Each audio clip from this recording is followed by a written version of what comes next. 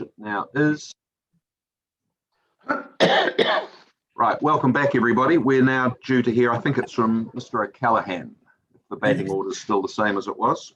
Jeanette, I'm going on the video. Don't come in. Who was that? Sorry. Sorry, it's Ray O'Callaghan speaking. Right, let's start again. Mr. O'Callaghan, when you're ready. And obviously you weren't, but you No, are now. I was just giving an instruction to my wife. Sorry. So my name is Ray O'Callaghan. I'm a... Ray? Yes? Sorry, just before you start, sir, I'm anticipating there's no more questions for council. I'm going to be leaving at 2:30. No, that's fine. That's fine, Dr. McGill, just as you need. That's fine. Thank you. Right. My name's Ray O'Callaghan. I'm a chartered professional engineer based in Wellington, and I've worked for the Peacock family for a bit over 5 years. I have assessed the engineering infrastructure matters, excluding the Wainuiori Road Bridge, on behalf of Rangatahi Limited. I have concluded from my assessment that the existing water main and wastewater and water supply infrastructure has some capacity for short-term growth, but both will require upgrades and expansion to service medium and longer-term growth. The existing wastewater treatment plant and tidal-controlled ocean discharge are currently going through a resource consent process. That consenting process is expected to facilitate future growth at Raglan. Future upgrade and expansion of the system will require appropriate funding through Council's long-term plan and developer contributions process. Similarly, the water supply system will require expansion programmed to meet growth demands and Council's funding program. The potential development areas of Raglan, including the proposed future urban growth areas, are predominantly in the western zone of Raglan. This sits well with the presence of the water supply and wastewater treatment systems, also being in this general location. And so expansion of these systems to the new development areas is reasonably efficient in infrastructure terms.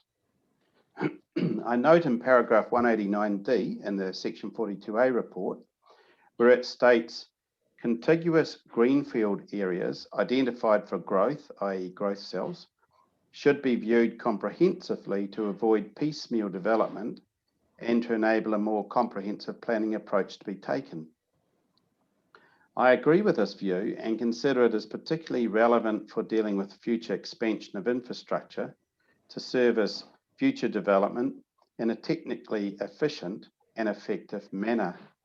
In my opinion, this is best achieved by incorporating a spatial planning framework to the future urban growth proposals, because the roading, wastewater and water supply systems service multiple land holdings, and the nature, timing and cost of the expansion and upgrades of these infrastructure elements will have an impact on the implementation of the individual growth cells.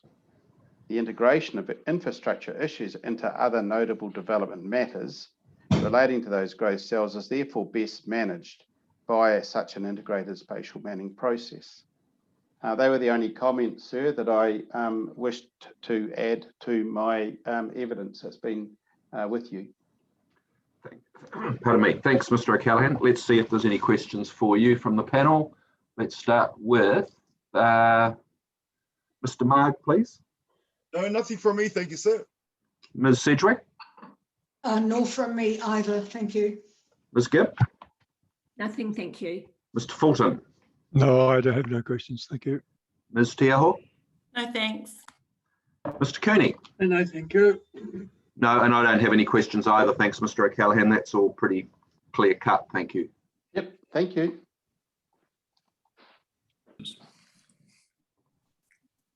Mr. Clark, I think, might be next. Yes, sir. Yes. Good afternoon, sir. Good afternoon. Just when you're ready. Thanks, Mr. Clark. Thank you. So you received my evidence in chief, evidence in reply and summary. I have prepared some verbals, but I thought it would be quicker just to really take you through the three key headings and That's encourage fine. Thank you. on those points. The first one is probably an obvious point that significant transport investment has already been made by Rangatahi, which gives a good foundation if we intensify through that area with the future urban zone. The second one is the more vexatious issue of the future operation of the Wainuri Road one-way bridge. You have evidence on what the 2018 long-term plan proposed, and then the updated evidence on what the 2021 long-term plan now proposes in terms of the timing of that bridge replacement. Then there is different evidence from myself and from Ms. Beloy for Conning on the future operation of that bridge. Both my evidence in reply and hers gave some reasons for differences in our opinion. But I will say it feels counterintuitive to me that adding signals, which by definition increases delays, according to Ms. Beloy, leads to a reduction in delays. So therefore, I still believe that there is probably a decade or so left in the priority controls as they are right now. And therefore, the long-term plan proposal for a replacement in the early 2030s supports the future urban zoning. And thirdly, in terms of future transport links, particularly the east-west connection, this has been described as much needed by the Conning proposal, and my evidence is accepted that it indeed will offer connectivity benefits, but it's not necessarily critical for access to the peninsula. And that's been already accepted during hearing 23, that there's only need for a secondary access for construction vehicles rather than for general access. So those are the 3 points I have suggested are relevant for the commissioners. Happy to take questions. Thank you very much. Let's see if there are any questions for you. Let's start with you, Ms. Te Aho, please. No, thank you. Mr. Fulton? No, thank you. Well familiar with the Wainuri Bridge and its problems, so no questions, thank you. Ms. Sedgwick? Yes, thank you. When you're looking at traffic numbers, and I'm looking at your tables, in terms of the peak volumes on the Wainuri Road Bridge, and you talk about the household numbers, how many cars or how many vehicles do you attribute to each house? Is there a standard formula?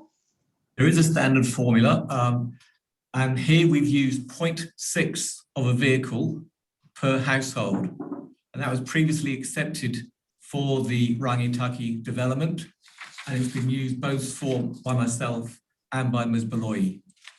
If you go to out-of-town developments that are used for regular residential use, you go to up to about 1 vehicle per dwelling per hour in the peak hour.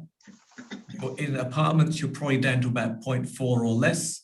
And here is a midpoint, which seems reasonable given the nature of Raglan. Right. Okay, thank you very much. Ms. Gibb? Yes, thank you. Just quickly following on from Commissioner Sedgwick, what about the peak in the holiday period? Yes, this is where the 2 pieces of evidence have differed. My evidence was based on a weekday immediately after the Auckland anniversary weekend. So it's very busy, but it's not the peak of the peak. Okay. We often tend to ignore the real peaks, and I've mentioned that in my evidence in chief. So clearly when there's sound splash on or a surfing festival, then there will be problems as there are now across that bridge.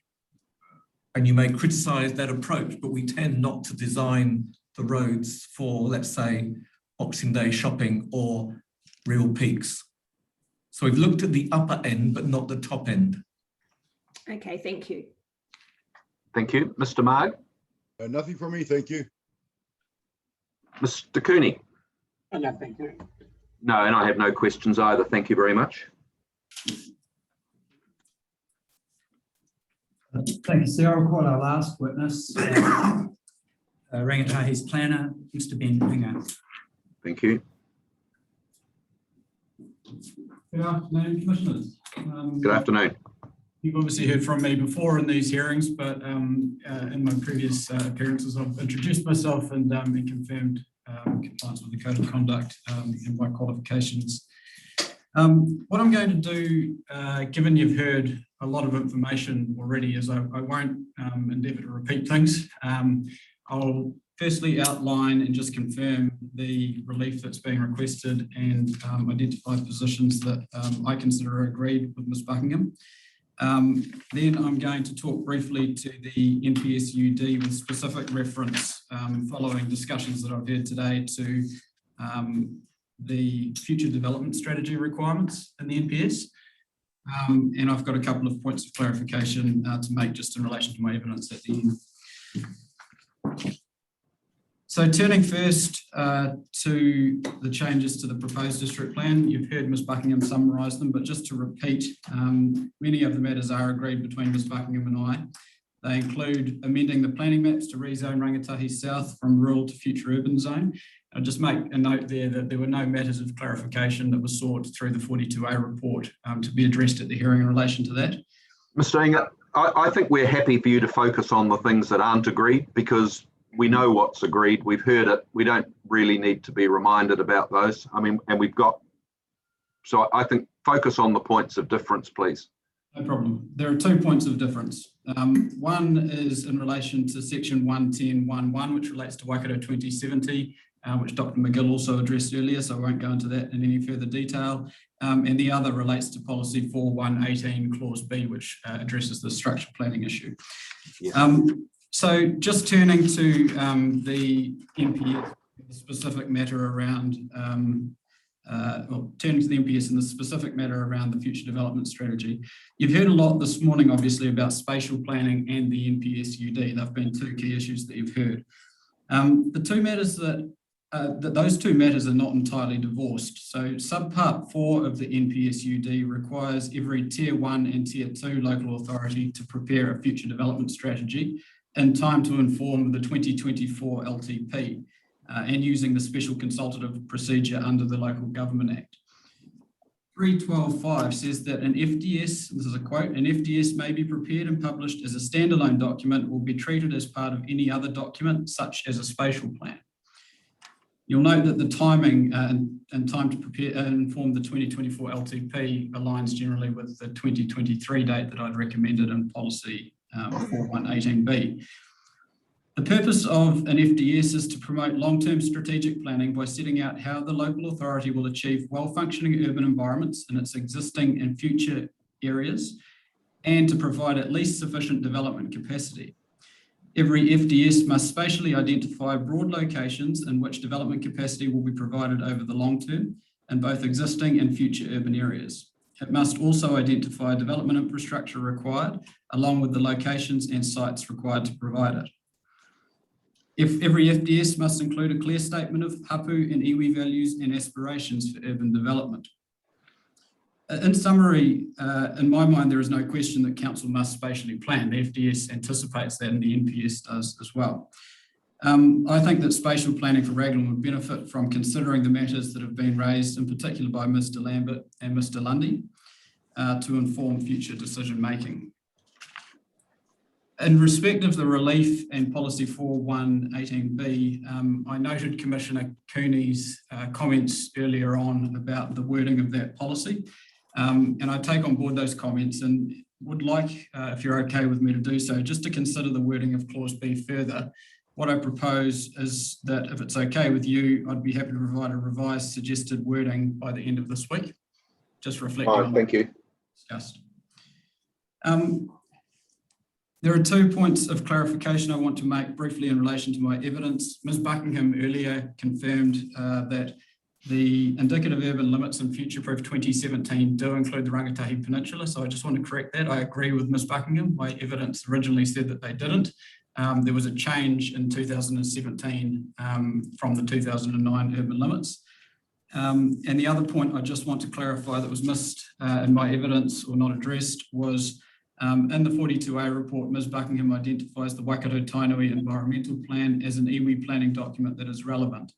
I agree with her, and I consider that that must be taken into account under section 74.2A of the RMA. I agree also with her that the land use planning section of that document is particularly relevant, as well as the consultation and engagement section. And I consider the proposed fuzz and spatial plan approach is consistent with those sections because it will enable meaningful tangata whenua involvement in growth planning. So in summary, very briefly, I support the fuzz for Rangatahi South and the spatial planning to inform Raglan's future growth, taking into account the special character of Raglan and the importance of an integrated approach. Happy to take questions. Very good. Thank you very much, Mr. Ringa. Let's see if there are any questions. Ms. Sedgwick? No, it's always a pleasure to read your evidence. Thank you very much. Thank you. Ms. Gibb? Nothing from me, thank you. Mr. Marg? All right, thank you though. Mr. Fulton? No, I have no questions. Thank you. Ms. Tiaho? No questions from me. Thank you. Mr. Cooney? No, thank you. No, and I don't have any questions either. Thanks very much, Mr. Ringa. Thank you. And by all means, provide that revised wording by the end of the week. That would be helpful. Thanks. Thank you. Thank you, sir. So that's the end of Rangatahi's case, Dr. McGill, just to be clear. Yes, it is, sir. Thank you. Very good. Thank you. Thank you all. You're right.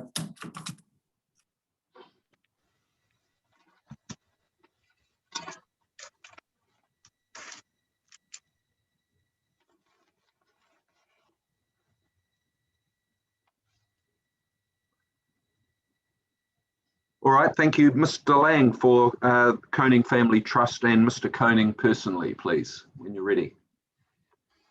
Yes, thank you. Commissioner, is the audio working okay? Yes, it is. Thank you. Yep. Good, thank you. We did have an issue at the very, very beginning, but I think we've ironed that out. All of the evidence has been circulated, both primary evidence and rebuttal evidence, and we understand that has been pre-read. There have been summaries for each of the witnesses that have been produced, and my submissions were in two parts. There was one, I just wanted to check if this has come through and been circulated. There was a memorandum from myself dated 28 May. It came through with an additional provision in it in response to section 48(2A) supplementary evidence. Yes, we've got that. Thank you. And we've got your original submissions of 12 May. Right, thank you for that. There have been today many references made to the need for spatial planning and to the benefits that might flow from that. And that will be picked up by other witnesses. But I just say myself at this stage that to ignore the future-proof sub-regional planning and strategy process and the Waikato 2070 growth planning process would be a mistake, and that there's been a lot of work done to identify those parts of Raglan that are considered suitable for extension of the residential offer at Raglan. That work has been done, and it's identified two main areas, which are the Koning land and the Rangatahi South area, and both reasonably substantial areas that have been identified as a result of that work as appropriate growth areas. And Mr. Hunt will also go through the assessments and evaluations that were made in relation to that land to ensure suitability and ability to integrate it as a future development area, and that will be addressed further in the evidence. And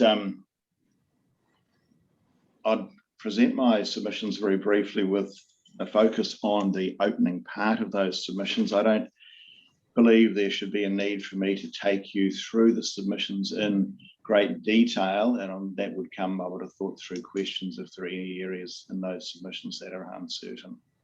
That's fine. That's the way we've conducted all our hearings. So that's a very helpful approach. Thanks. Right. Well, look, going to the 12 May primary submissions that I filed, I've set up at the beginning an outline of the essential elements of this submitter's case, that is Koning Family Trust and Martin Koning. And I have here with me Mr. Martin Koning. He hasn't presented evidence, but he may be able to assist us in answering questions. Thank you. So the submitter's case is based on the following propositions. Firstly, there is a need for zoning of further residential land at Raglan to meet the short, medium and long-term demands for residential growth. Second, there's a need for greater competition and choice in the residential land market for ongoing growth at Raglan. Third, the Koning land is the most appropriate location and in fact the only available location for an additional substantial supply of residential land in the short and the medium term. The proposed change of zoning for the Koning land to residential will not cause any servicing or infrastructure issue that does not already exist. E, where there is uncertainty about the timing of upgrades or expansions to Raglan's residential infrastructure, the most appropriate approach is to rezone the Koning land to residential and thus enable additional residential land to become available without the need for a further RMA Schedule 1 process. And finally, the combination of proposed structure plan, existing district plan provisions and the proposed additional district plan provisions will provide for an orderly and well-guided residential development of the Koning site. And in the second part of these submissions, I've set out the way in which those various factors fit into the process for evaluating district plan changes. And that process and considerations are set out in the section of the evidence that is pages 2 and 3, and I don't think that I need to go through those. You will have had Colonial Vineyard cited to you often enough and you'll be familiar with those provisions. I've then looked at the implementation of the NPSUD and suggested there the most relevant objectives and policies in the Raglan context. Firstly, objective 2, that planning decisions improve housing affordability by supporting competitive land and development markets. Objective 3C, district plans enable more people to live in areas of an urban environment in which there is high demand for housing relative to other areas within the urban environment. Objective 6, local authority decisions on urban development that affect urban environments are integrated with infrastructure planning and funding decisions and are responsive, particularly in relation to proposals that would supply significant development capacity. I've set out the policies that I suggest are the most relevant ones in the NPS, and those are familiar to you by now, no doubt. And then we have the provisions in the NPS on implementation. And I've set out there the requirements to ensure a sufficient capacity for housing. And again, you will no doubt be familiar with those implementation provisions. And it's turning to a question that has been raised this morning, and in particular, I believe, by Mr. Cooney, in relation to the approach that needs to be taken. Is this just at a district-wide level, or is there a need for a more fine-grained approach? I'm departing from the written submissions at this point, but it is an issue. That's fine. Come up. Mr. Cooney's quite right that there is no directive to ensure that every urban environment in itself must be provided with a certain amount of supply for growth.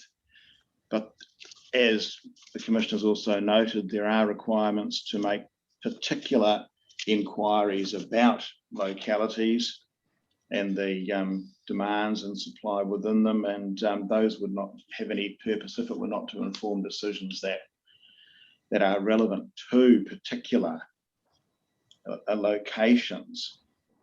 And if there is to be a regard for a particular urban environment that is shown to have a high demand, that's a particular reason to look at Raglan in terms of supply and demand, and to ensure that there is an appropriate balance and there's a more than adequate supply. The demand in my submission has been very clearly demonstrated, and Mr. Colgrave has more to say about this, but the demand for housing there being based not only on normal full-time occupation residential activity, but also holiday homes and visitors and the housing that's needed for that.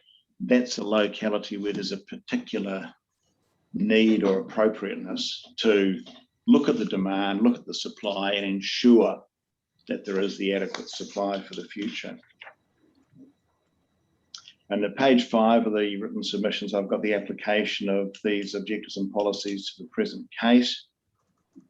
And at paragraph 15, the encouragement of a competitive residential land market is an important factor. Raglan, the council has so far adopted the approach of placing very substantial reliance on the residential zoned Rangatahi Peninsula as the main and the only substantial greenfield growth area for the town. And that cannot, in my submission, be a viable strategy under the NPSUD or in exercising any planning function for any identified growth area. There needs to be another substantial option for competing residential land supply during the coming planning period without reliance on a Schedule 1 planning process, which would be likely to attract opposition for monopoly protection purposes. And failure to provide any substantial competition for residential land would be unlikely to assist in achieving Objective 2 and Policy 1D of the NPS. And Mr. Colgrave's evidence addresses that issue, and I've put the footnote there for the cross-reference to those parts of his evidence. At paragraph 17, the court decisions about the definition of trade competition in the land zoning context make the validity of submissions by competing land developers unclear. However, the risks inherent in reliance on a further Schedule 1 process to provide a responsive land development market, those risks are very clear in my submission, and they're not risks that should be taken lightly. Just at that point in between the paragraphs, the Koning submission hasn't directly challenged the Rangatahi submissions, or those parts of the Rangatahi submissions that oppose Konings on the basis of them being invalid trade competition submissions. The preferred approach is to point out that reliance on what is effectively a monopoly at present is not an appropriate way to go forward, and that there are indications now that a Schedule 1 process is going to face similar challenges and opposition from the incumbent monopoly holder. At paragraph 18, the Koning proposal for a live residential zoning is the only option that's available to the commissioners through this plan review process to ensure that there's a truly competitive market in place for greenfield residential development. There's no other substantial greenfield residential area proposed at Raglan in the notified version of the district plan or through submissions. The Rangatahi South proposal is only for a future zoning, and that's what the Rangatahi submission says is appropriate for it. This is really the only substantial option that's available. Providing development capacity, Mr. Colgrave's evidence discloses short, medium and long-term insufficiency of residential development capacity. That assessment was accepted by reporting planners as recently as the 14 April Section 42A report, but then a different approach has been taken more recently, and Mr. Colgrave responds to that in his rebuttal evidence.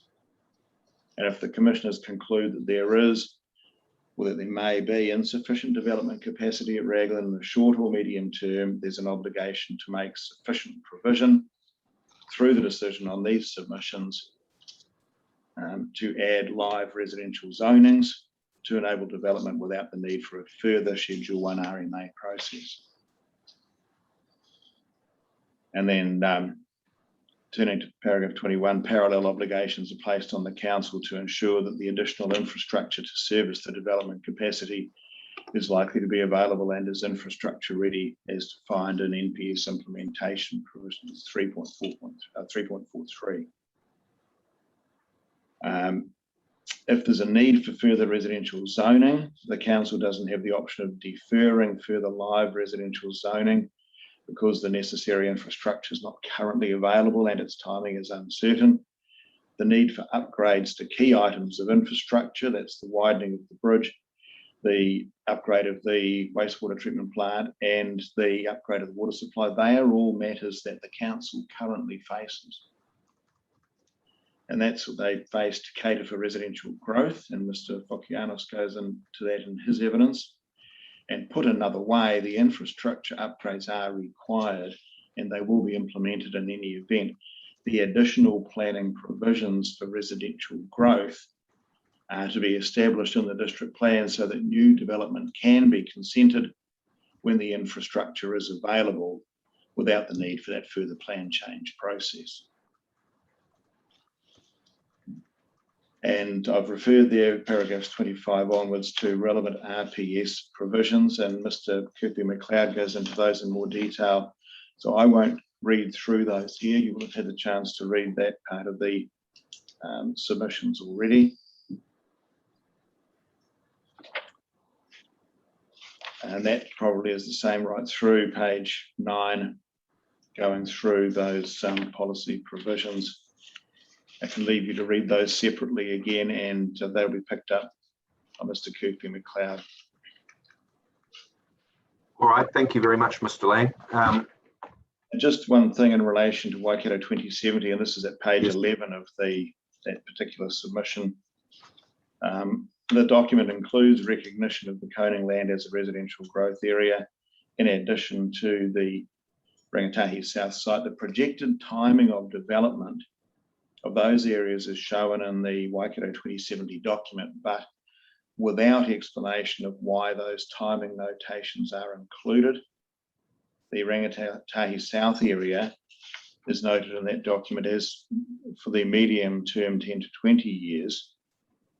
At paragraph 34, obviously the Waikato 2070 document could not take account of the outcome of the district plan review process, in which the Rangatahi South area is not proposed for a live residential zoning, but the Te Hutawai Coning zoning is proposed for that live zoning. And if the commissioners agree that there's a short to medium term deficiency in development capacity at Raglan and that a further live zoning should be applied, then that should be and can only be at the Coning property.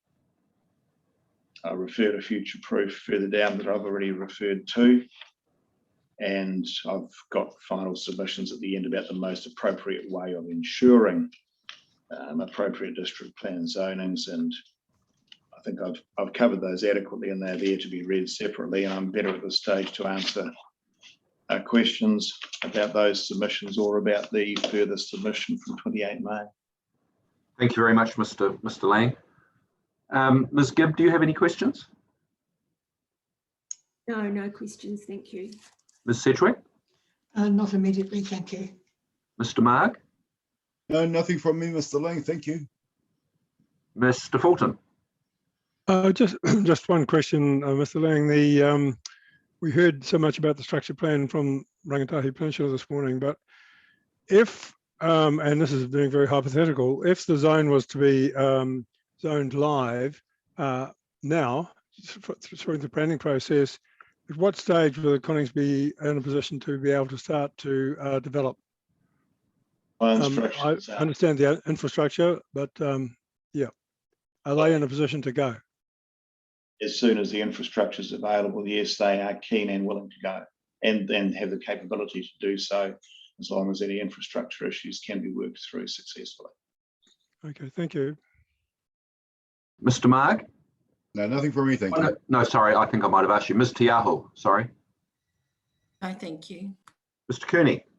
Just on that point, Mr. Lang, are they in a position to enter into a development contribution agreement type funding arrangement? Well, that would depend on which infrastructure items need what particular work done, but they certainly in principle have no objection to working through a development contribution and development agreement with the council to ensure that issues such as the infrastructure contributions, if there are any needed, any more detailed provisions such as for reserves can be worked through with the council, usual development agreement matters. I understand that's going to be a necessity. Yeah, it's not so much the contributions, it's the funding a funding agreement where the developer might go banker to start with. Well, that will always depend on the extent of demand for funds and the timing of it. Some of the work is already underway and some of it needs to be done. If you take as an example the water supply, the crunch factor there, as I understand Mr. Fokiano's evidence, is the peak daily water supply that on other water supply issues, the system is adequate to cater for the Te Hutuwai growth area, but it's peak daily supply. And there are some solutions that could be provided by the developer fully for that subdivision. But if there's another alternative that will provide a broader improvement to water supply to make it more fitting for urban expansion, not just for Te Hutuwai, but others, then certainly my instructions are that Conings are keen to explore that and reach agreement where that sort of opportunity comes up. All right, okay, thank you. The next point is the NPSUD. My point, and thanks for responding to that issue. My point in raising it is because this is an issue that's is arising right through the zone extents hearings we've got, and this is the second hearing, and I anticipate we'll be faced with it on almost every other topic, every other area that's subject to the rezoning matter. So my point is to sort of see if there's scope to move away from fine debates about capacity and demand to take a more broader view and look at it, you know, on an unders and overs and what's in the round at the end of the day. What do you say about that? I don't see anything in the NPS itself that says you shall not take that approach. The implementation provisions have the primary focus on the district. But if there are areas where the demand is very clearly strong, the obligation would be greater there to make the provision, and perhaps those could be the overs areas. And if the demand is not as strong in some other areas, then naturally follows that the broader approach would be to provide something less there. If you're going to err on the low side, do it in the areas where the growth demand is not as strong. So if you're going to oversupply in areas of high strength, then I don't see any barrier to undersupplying or barely meeting anticipated demand in the areas where growth is less strong, where demand is less strong. Thank you. Thanks very much for that. Thank you. I don't think I have any questions, Mr. Lang, other than this one. And what do you say to the 42A report author and to some extent the Rangatahi folk, who essentially say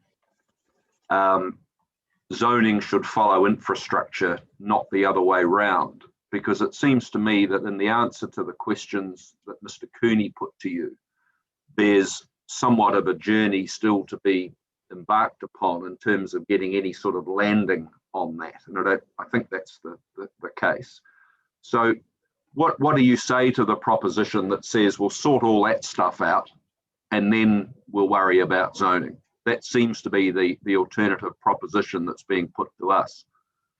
I'd suggest that's less an approach of planning and more an approach of reaction, that the planning should lead, and the NPS, I believe, provides real encouragement there, that the planning should enable the consenting and development to proceed without having to go through what is always a highly contested Schedule 1 process once you get to the point of the infrastructure being available. If you wait always until the infrastructure is fully available, then you will follow that with a lengthy Schedule 1 process, and the demands may not be met. The opportunities that have arisen with the infrastructure may not be fulfilled for quite some time. And there is an inevitable competition between an incumbent monopoly holder and others. I'm not saying that that's anything other than business, but if you wait always for infrastructure to be fully in place and your planning provisions don't enable it to be taken advantage of quickly, then opportunities can be lost and delay can be unnecessarily lengthened.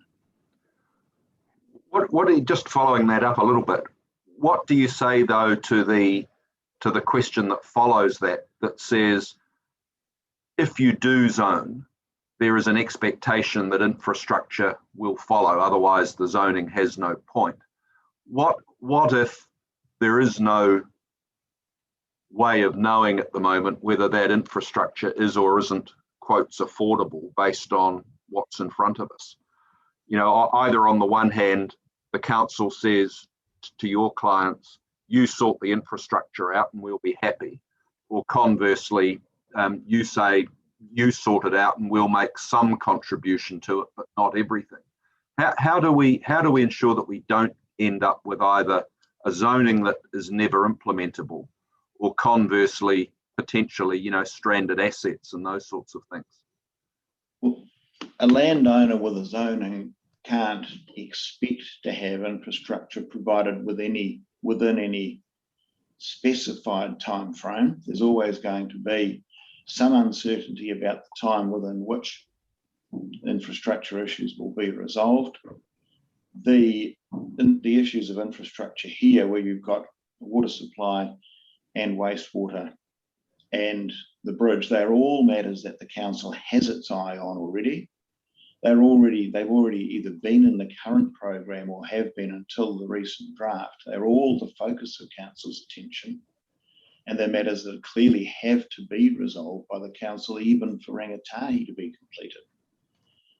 A developer in a position of the Conings can't expect that there will be the infrastructure within a known and specific time frame, and they know that they won't get a subdivision consent unless the infrastructure solutions are there. But the zoning is there for when that infrastructure is fully available or when the developer can make it available. And to deny that opportunity to a landowner is really, in my submission, not the best planning response. All right, thank you very much for those answers. That's helpful. And I don't think we have any more questions at the moment, so maybe you can call your witnesses, please. So we're going to call Mr. Hunt first, because although we won't have gone through all the technical material that has been relied on, Mr. Hunt's presentation will give some good information about the development of the development plan, and then some of the background material that filled that out will become clear following up. Very good. That's fine. Thank you. Relying on Mr. Hunt being online and ready to go, he's remote.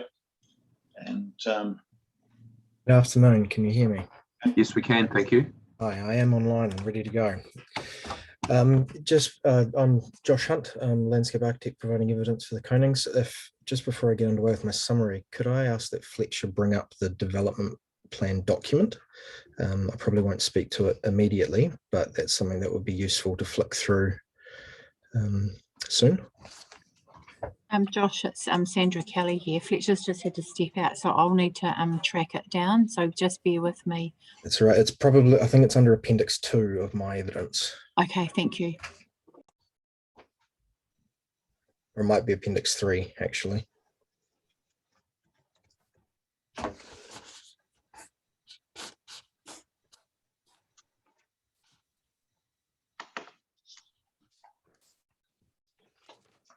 Yes, it is Appendix 3.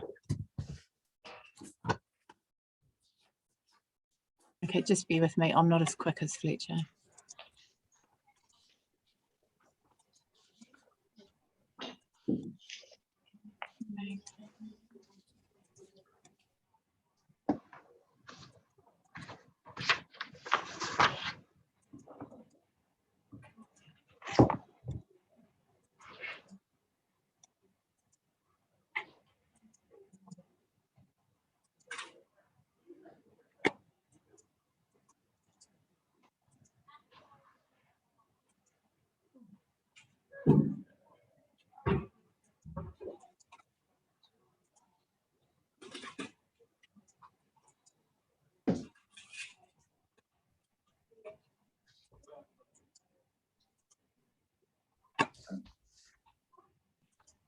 Mr. Hunt, is there a part of your evidence or your summary that you could refer to while that is being found?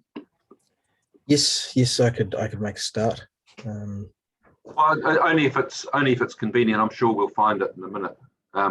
It's entirely up to you. No, I will make a start, and then if we still need to wait a little bit, then that's fine. But otherwise, we can get underway. Right. Okay, so the key reasons for supporting the application in relation to landscape and visual effects outlined in my evidence is the site's very well screened from the wider area by natural landform. The site is directly adjacent to residential zoning, which provides for urban development in the immediate surrounding landscape already. The majority of the site is already within that indicative urban limit, and what we've been talking about today is the fuzz, which seeks for a much more compact urban form. The proposal will provide vehicle and pedestrian connectivity by linking Wainui Road and Te Hutuai Road, and possibly then even connecting through up to the southern end of Rangatahi Peninsula development.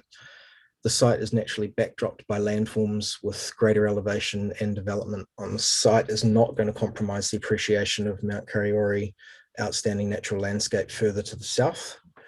The site does not contain any areas of high, very high, or outstanding natural character, nor does it have any identified significant natural areas.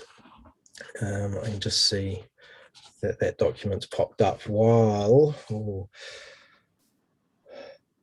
I'm just having a look. I'm just wondering if it's possible for that document to be viewed in duplex. It may not be. No, I don't think so, no. What page am I going to, Josh? I will just scroll through very quickly. Okay. Oh, sorry, come down. It looks like Appendix 2 and Appendix 3 have been joined. Okay. So the 55 is where Appendix 3 starts. Excellent. Cool. Right. Thank you. Just tell me when you want me to change pages. Great, thank you very much. No problem. Transitioning from the current rural land use towards the urban context in the vicinity of the site is already anticipated. This is a result of the existing zoning abutting the northeast corner of the site, along with the indicative urban limit, the future-proof strategy, Waikato 2070, and the proposed Waikato district plan. The proposed rezoning of the site to residential will clearly alter the present rural snapshot. However, recognition of the site context and characteristics will result in an integrated development, which positively contributes to Raglan and its surrounds. The proposal will naturally retain areas of open space due to the geotechnical constraints and the existing gullies. The preliminary development plan, which we'll run through shortly, has responded to the site through a master planned approach. The development will reflect natural landforms, ecological systems. It will contribute to desirable lifestyle options in the area and has the opportunity to provide good vehicle cycling and pedestrian cross-connectivity between the existing and consented developments. When considering the Koning land holding in a single-family ownership and the existing constraints around the perimeter of the property, it's my opinion that the proposed rezoning to residential would not compromise development in the wider area or need to wait for a high-level spatial plan. although it has been suggested that a limitation of the Te Huti Wai structure plan is the restriction to cadastral boundaries, we have undertaken a much wider contextual analysis, and the development plan document, which I'm about to go through with you, illustrates that we have not undertaken this development in an isolated setting. It's considering all of Raglan. I consider that this prepared Te Huti Wai structure plan can ensure effective integration with the wider development, and through measures like clearly indicating the key connectivity locations, and that can be achieved. So if I just run through this document very quickly, I suppose if I just say next, Sandra. Yeah, next page, please.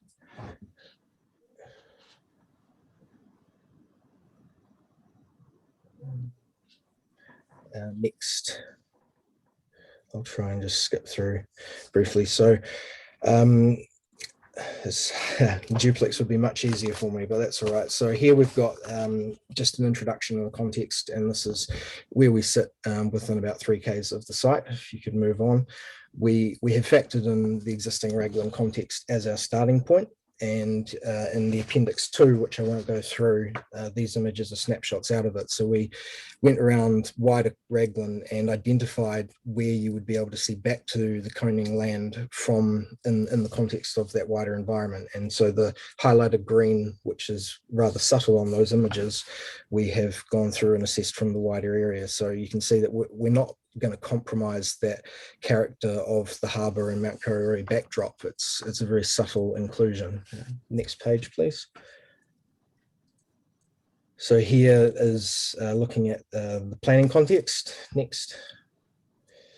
And this is drawn on through the work that Aidan has gone through. Next. We've then here looked at archaeology sites and touched on documented cultural sites, but acknowledged that cultural consultation needs to occur moving forward. Next page.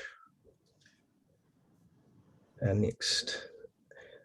Then here we're looking at geotechnical constraints. Oh no, sorry, this is our ecological constraints. And so we haven't focused in on the site. We've looked at how the existing streams and gullies and other areas of significant natural contribution can be linked up in the context of the wider area, not just our site.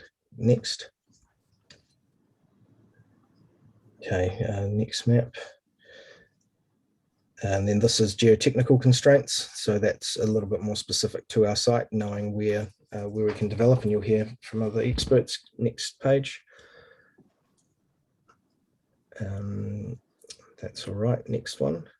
This is probably the key one that we wanted to get to. So here is the summary of connectivity. And again, we haven't focused on the coning site. We have looked at the connections right through from the Raglan town centre out to Manu Bay and Naranui Beach, and we've picked up cycle trails, pedestrian linkages, where the walkways are through bush and parks, and the potential new connections that we are going to provide with that east-west link through the coning site, connecting up Wainui Road and Te Huti Wai Road. Next page. Thank you. Yeah, next map's best, thank you. And then as part of that, we've also looked at identifying individual character areas in the surrounding environment so that we can draw on that to recreate character within our own site. Next map. So then what all of that work through the various disciplines, next page, has led to is the production of our structure plan, which in isolation looks as though we've just focused on one site, but we haven't. It is the culmination of looking at a much wider character context and connectivity, and we do not see this as sitting in isolation, and we also don't see this as restricting any wider development that may occur through future spatial planning that may or may not occur. So just in summary, this preliminary development plan, it's been prepared in collaboration with the various project team experts so that land development and land use following the proposed rezoning will be undertaken in a manner that promotes high quality urban expansion while enhancing community interaction and elevating the unique identity of this coastal area. The development plan provides for enhancement of ecological connections through and beyond the site, the creation of an east-west connection between Wainui and Tutuai Road, recognition and protection of existing archaeological heritage features, a development pattern which acknowledges on-site geotechnical constraints. I'd just like to reinforce there that the east-west connection has been a significant factor in development of the site right from the start, and opening up that wider connectivity into Raglan is very important. We've also identified the high-level character areas which will allow for intentional response to the setting while retaining the existing character of the surrounding area.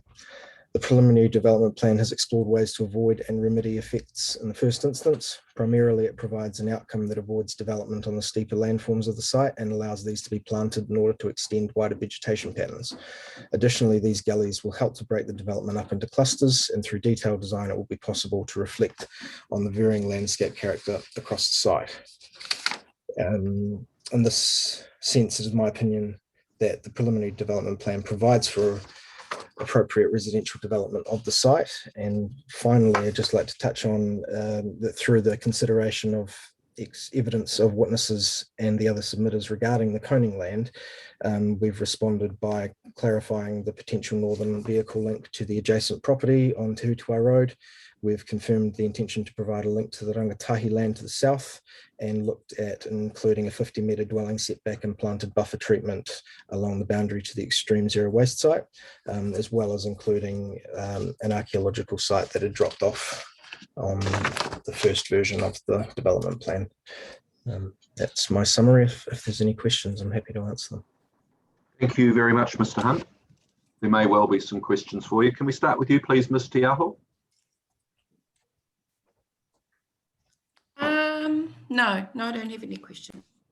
Thank you. Ms. Sedgwick? Thank you. This seems to be a site that's got some interesting aspects to it, from its archaeological sites to its geotechnical intricacies. You showed the picture on the front of your planning document, which looked rather nice, gently sort of rolling hills, and then a photograph looking from the sea back to the location.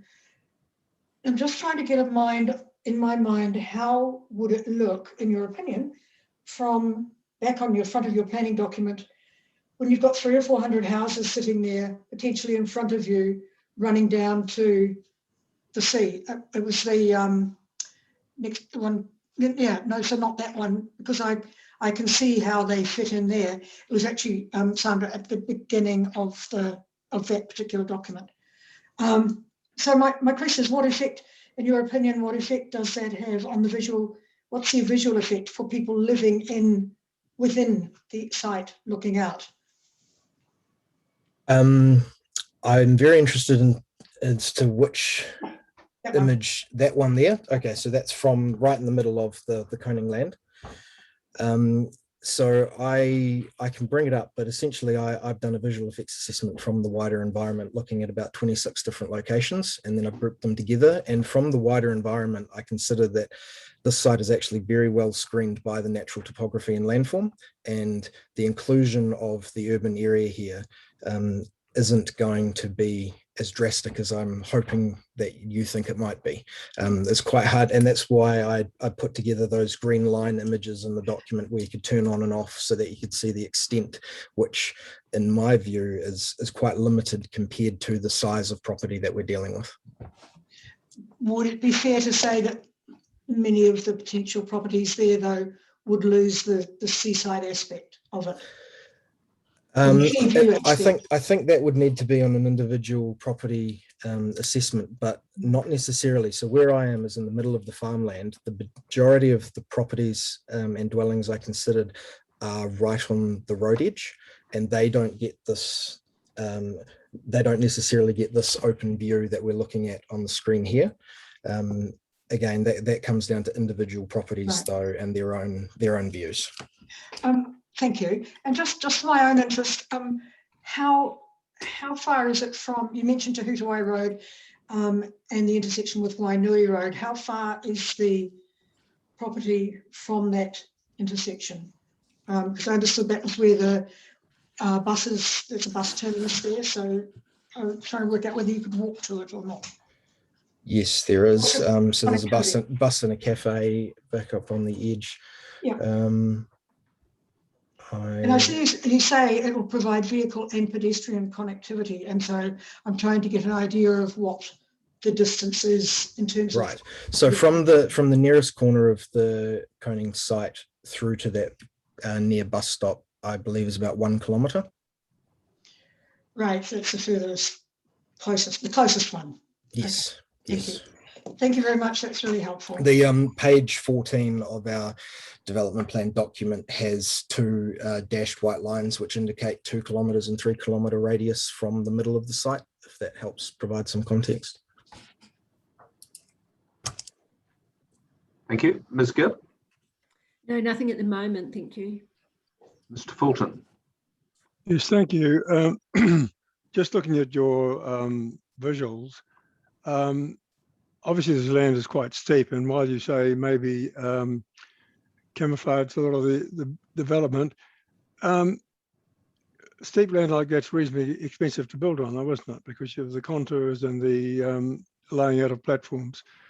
Or are you intending it to just be mostly on the above where the water treatment ponds are onto the Raglan side of that? It's reasonably flat in that area. Is that where you're looking at the start of the planning?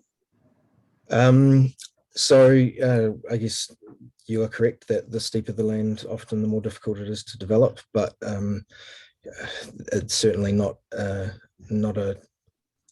a constraint that would stop development. I just quickly, think of development of friends' places in Wellington, and where you have a site that you want, you make it work.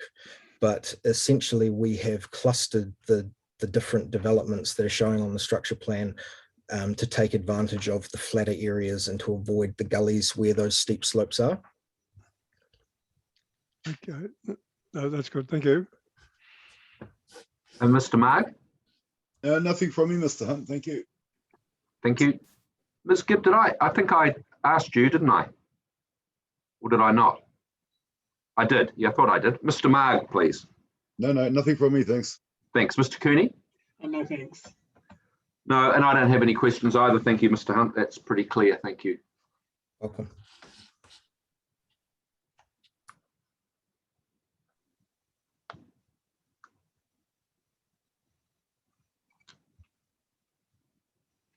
All right. Thank you, Mr. Hunt. Now we're going to pass on from there to archaeology, and we've got Sian Keith, who I saw on the tiles before. Yeah, there she is.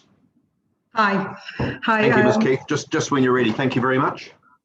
Yeah, so I'm Sian Keith, and I run my own business, Sian Keith Archaeology, and I've been commissioned by the Konings to provide an assessment of archaeological effects for this development. So I'll just read through my summary.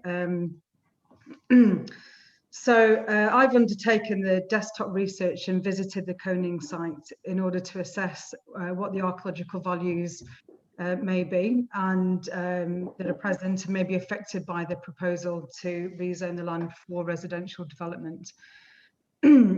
A field survey of the Koning site led to the discovery of 3 new visible archaeological sites within the rezoning area. These sites have been recorded on the New Zealand Archaeological Association database as R14 457 to 459. 2 of these sites were recorded as shellfish processing or consumption areas that we generally tend to refer to as shell middens. And the 3rd site was a crop storage site, or a pit, or a lot of people would understand that as a Kumara pit site. All 3 of these sites are determined to represent pre-European Maori activity. This is based on their similarity in nature to the numerous other documented archaeological sites recorded in the wider environment. Such site types are some of the most common types of pre-European archaeological evidence in New Zealand. So while we've recorded these sites as point data, they can potentially extend further than we can visually see them in the field. No evidence has been gathered to date to suggest that there are sites of exceptional archaeological value located within the zone change proposal site. And by exceptional, we're really talking about very extensive evidence for cultural activity and settlement, pa, kayanga, or burial sites, urupa. So there might be additional sites present within the rezoning area. However, if they are present, we can't see them because they're below topsoil or the agricultural soils. And it would require invasive techniques to identify if they're present. By invasive techniques, we mean stripping the topsoil and actually having a look underneath the ground. So based on the wider recorded archaeological landscape, it is anticipated that the types of sites which could be present subsurface include additional shell middens, evidence for fires, hangi, cooking fires, and to a lesser extent, additional storage pits. And I've said to a lesser extent there because the ones we can see are really obvious. They haven't been fully backfilled, and so they're quite clear on the surface. But based on the known settlement patterns of the harbour, it's likely that most archaeological sites are focused immediately on the harbour edge and hills overlooking the sea and the watercourses. These are the more favourable landscapes that people tend to choose to live in, as opposed to further into the back of the hills. And the rezoning land is set back about 300 metres from this sort of more dense archaeological environment. And additionally, the subsoils are not favourable for cultivation. They're really quite clayey, not good for sort of traditional gardening. So future earthworks associated with this, with future developments are likely to see some modification to one or more of the recorded sites. That's the 2 shell middens and possibly the pit site. Intrusive archaeological investigations, again, test trenching, can be the only way to confidently determine the nature and extent of archaeological activity and the presence or absence of additional archaeological sites. I've recommended that an archaeological authority to Heritage New Zealand be applied for in relation to future earthworks to allow for investigation and recording of the 2 shell midden sites to mitigate their modification or destruction during future earthworks. The reason I've recommended an authority for this is because these sites are quite common, and the 2 that we did record in the field don't appear to hold particularly high archaeological value. They really just appeared as scatters of shell visible in the topsoil with no other associated features or site types close by. I've recommended that the Archaeological Authority and the associated archaeological investigations should also focus on testing an additional 6 areas identified as being of potential archaeological interest. And these presented in the field as potential terraces, lumps and bumps in the ground, things that might be cultural, but because they weren't particularly defined or very obvious, I can't say for certain that they are archaeological. I've recommended that the 1 pit site, R14459, be preserved within any future plans to subdivide the land. This is because it looks to me like it's in good condition and it's a good representative sample of a series of these archaeological features. So there's basically a flight running down a terrace with 4 or 5 quite obvious looking pit sites. So it would be a good site to preserve. I have recommended that the Koning Family Trust seek input from local iwi on their traditional knowledge of this land, and also to discuss the recommendations that I've made. So based on my understanding of the archaeological values of this land, I don't think the rezoning proposal should be altered based on what we can consider, see or observe in terms of the archaeological values. I'd be happy to take any questions. Very good. Thank you, Ms. Keith. Mr. Marg, anything from you? No, thank you, Ms. Keith. It's pretty clear. Ms. Te Aho. not so much questions, but really an observation based on my experience that there's a lot of indicators of things that of historical significance on that site and activity. And I'd go so far as to say if you did do the layer and lifting off of the top layer that you would find something.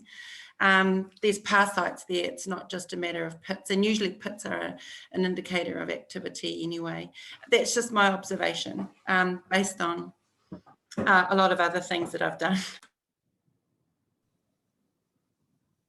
Do you want to comment on that, Ms. Keith? Yeah, so thank you for your comment on that, and I agree that there potentially will be more archaeological evidence there. In terms of identifying parasites, there are no features there to suggest there's any defended settlement. So there's no, not in any of the earlier aerial photographs or in the LiDAR or in the field evidence did we find defensive ditches and banks that you would associate with the PAR. I mean, there's an awful lot of PAR around the hills overlooking the coast. There's a whole series of PAR that run through there, but I haven't seen any evidence to say that there's any directly on this land, but I do acknowledge that there will be probably more evidence for archaeological activity there. It's likely to be shell processing, fireplaces, potentially further storage pits, but as I say, the ones that are there are really quite obvious. The ground is quite clayey. I'd say it's probably quite hard to totally backfill and disguise quite intensive archaeological activity on that land. And I'm not aware that the farming has been massively intensive there. I mean, it is farmed. Holes do get filled in, sites do get covered up, but there's nothing that's really striking for me to suggest that there would be a big settlement or a PAR site there. All right, thank you. Ms. Gibb? Yes, thank you. I guess I just want to explore a bit further. I'm not sure, Ms. Keith, if you were here when Angeline Greensell was speaking prior to lunch, but she did say there hadn't been any communication with local mana whenua, and perhaps it's not for you to answer, but perhaps Mr. Koning or Mr. Lang could answer. I'd be curious to know if there has been a start of conversations to consult with the local mana whenua. And I would be happy to answer that. In 2018, the former planner for BBO, Sam Foster, did approach Angelina with the proposal, explaining to her what the Konings were intending to do. And I believe my archaeological assessment was provided to her at that time. And there was some email correspondence from me to her, although I did not get a response from her. But I know between Angelina and Sam Foster there was correspondence. So that was back in 2018, and it's perhaps the case that she hasn't recalled that had happened.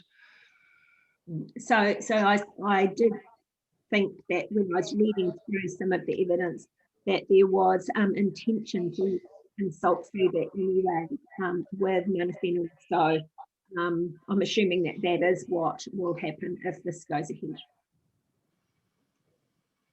That's my understanding, yeah. Okay, no other questions, thank you. Thank you. Mr. Fulton? Just one question. I suppose I'm surprised you found anything on a farm that had been farmed intensively like that for so long. Probably not intensively. Anyway, understanding that, when they do the land development, and you were talking about exposing the topsoil, surely that would then show up any significant sites. And I understand under construction that have to be required to stop and assess them then or deal with them. Is that what happens with these sites if they can't be identified before the land use changes?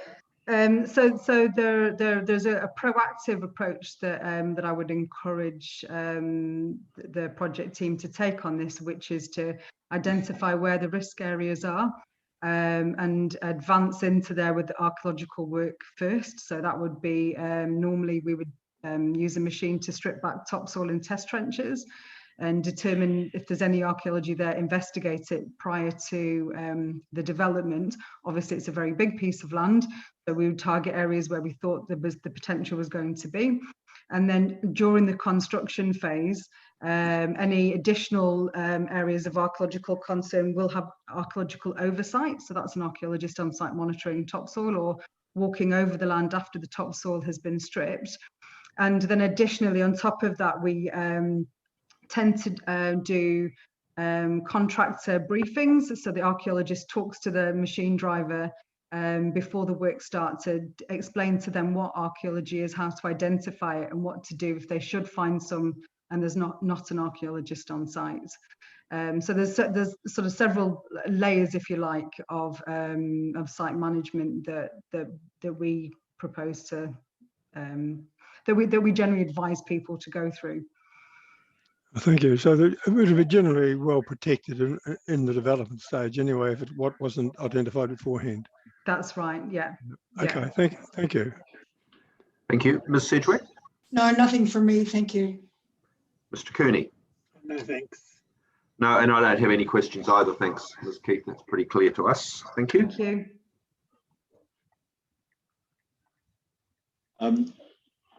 So there will be some further oral evidence from Mr. Kirby McLeod about follow-up contact with Ms. Greensill, following on from that earlier contact with her that Ms. Keith has just referred to. So that will come later in the presentation. All right, thank you.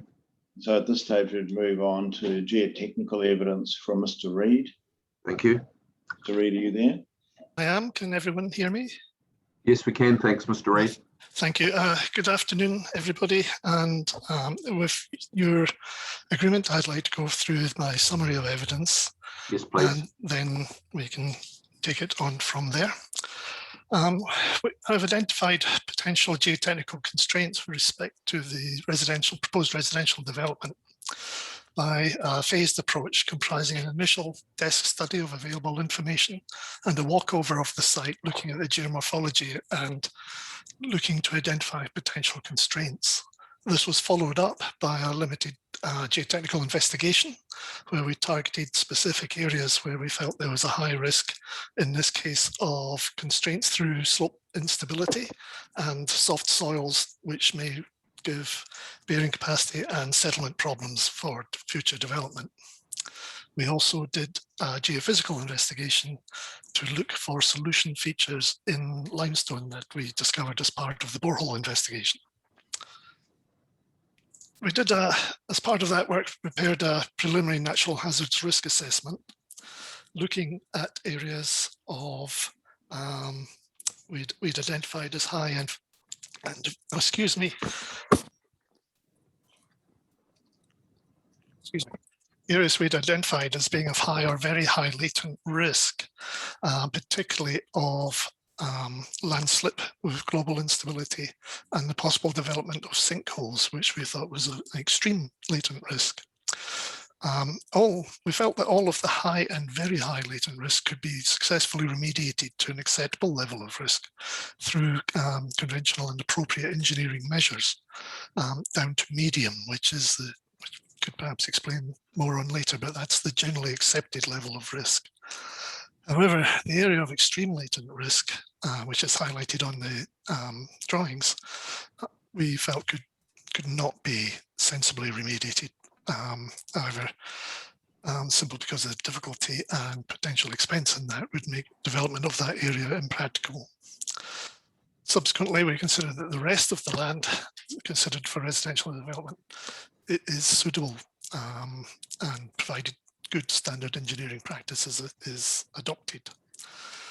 That basically that can be developed using the same engineering and geotechnical techniques as in other developments in the area, which are on similar geological strata and terrain.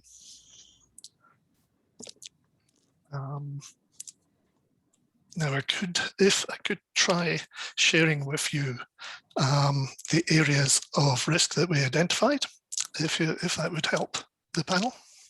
Yes, please. Right, bear with me. I shall have a go.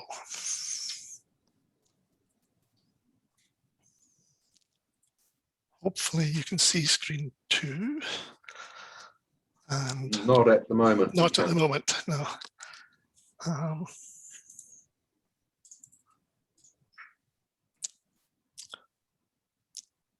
Hopefully you're not looking at my emails, but can you see the drawing?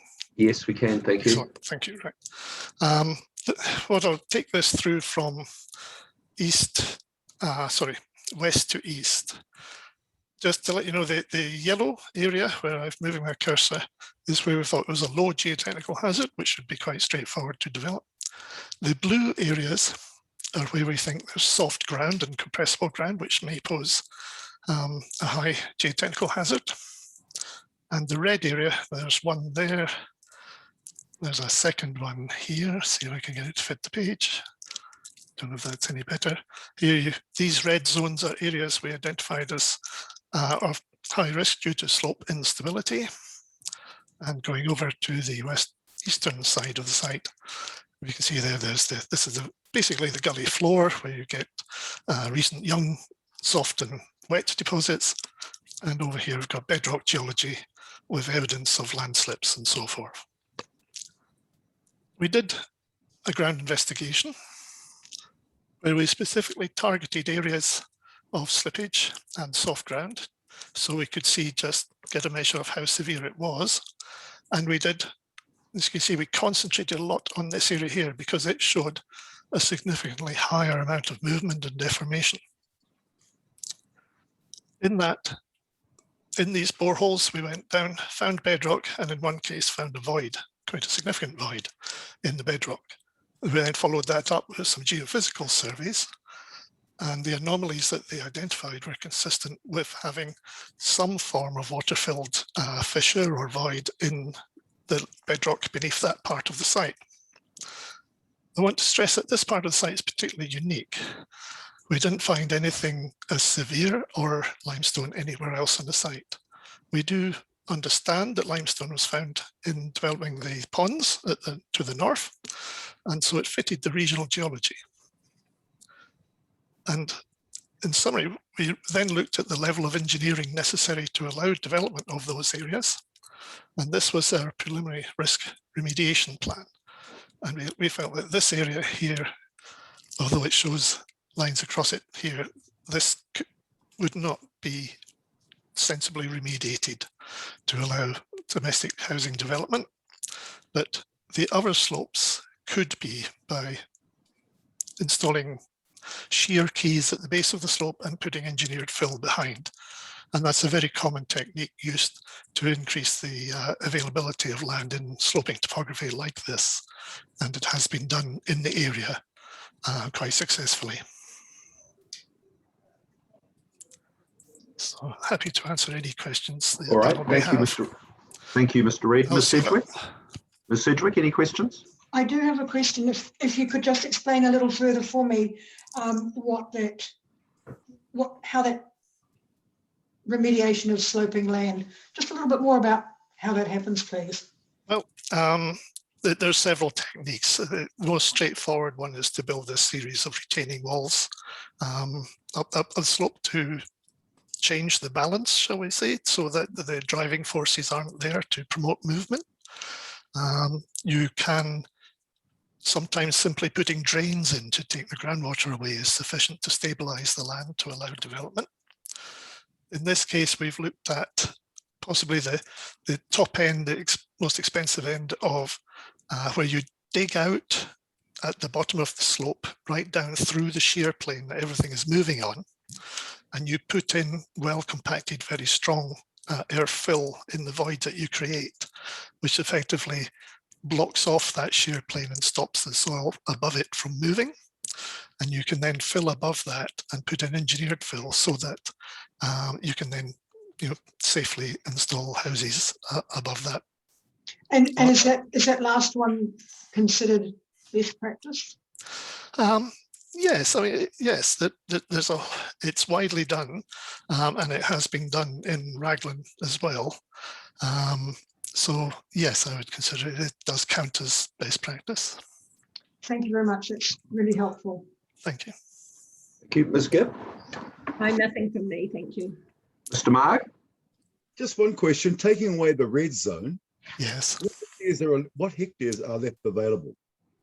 I don't personally know that. One of my colleagues may be able to answer that. Okay, thank you. Nothing further. Thank you. Ms. Te Aho? From me, thank you. Mr. Fulton?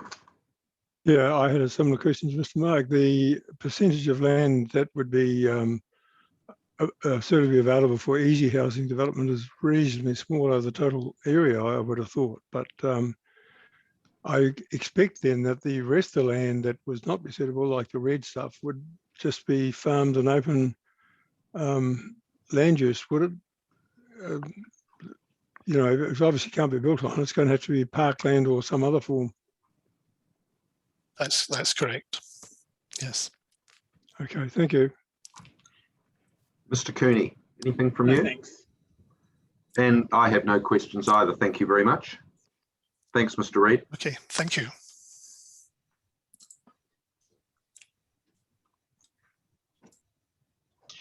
Right. Thank you, Mr. Reid.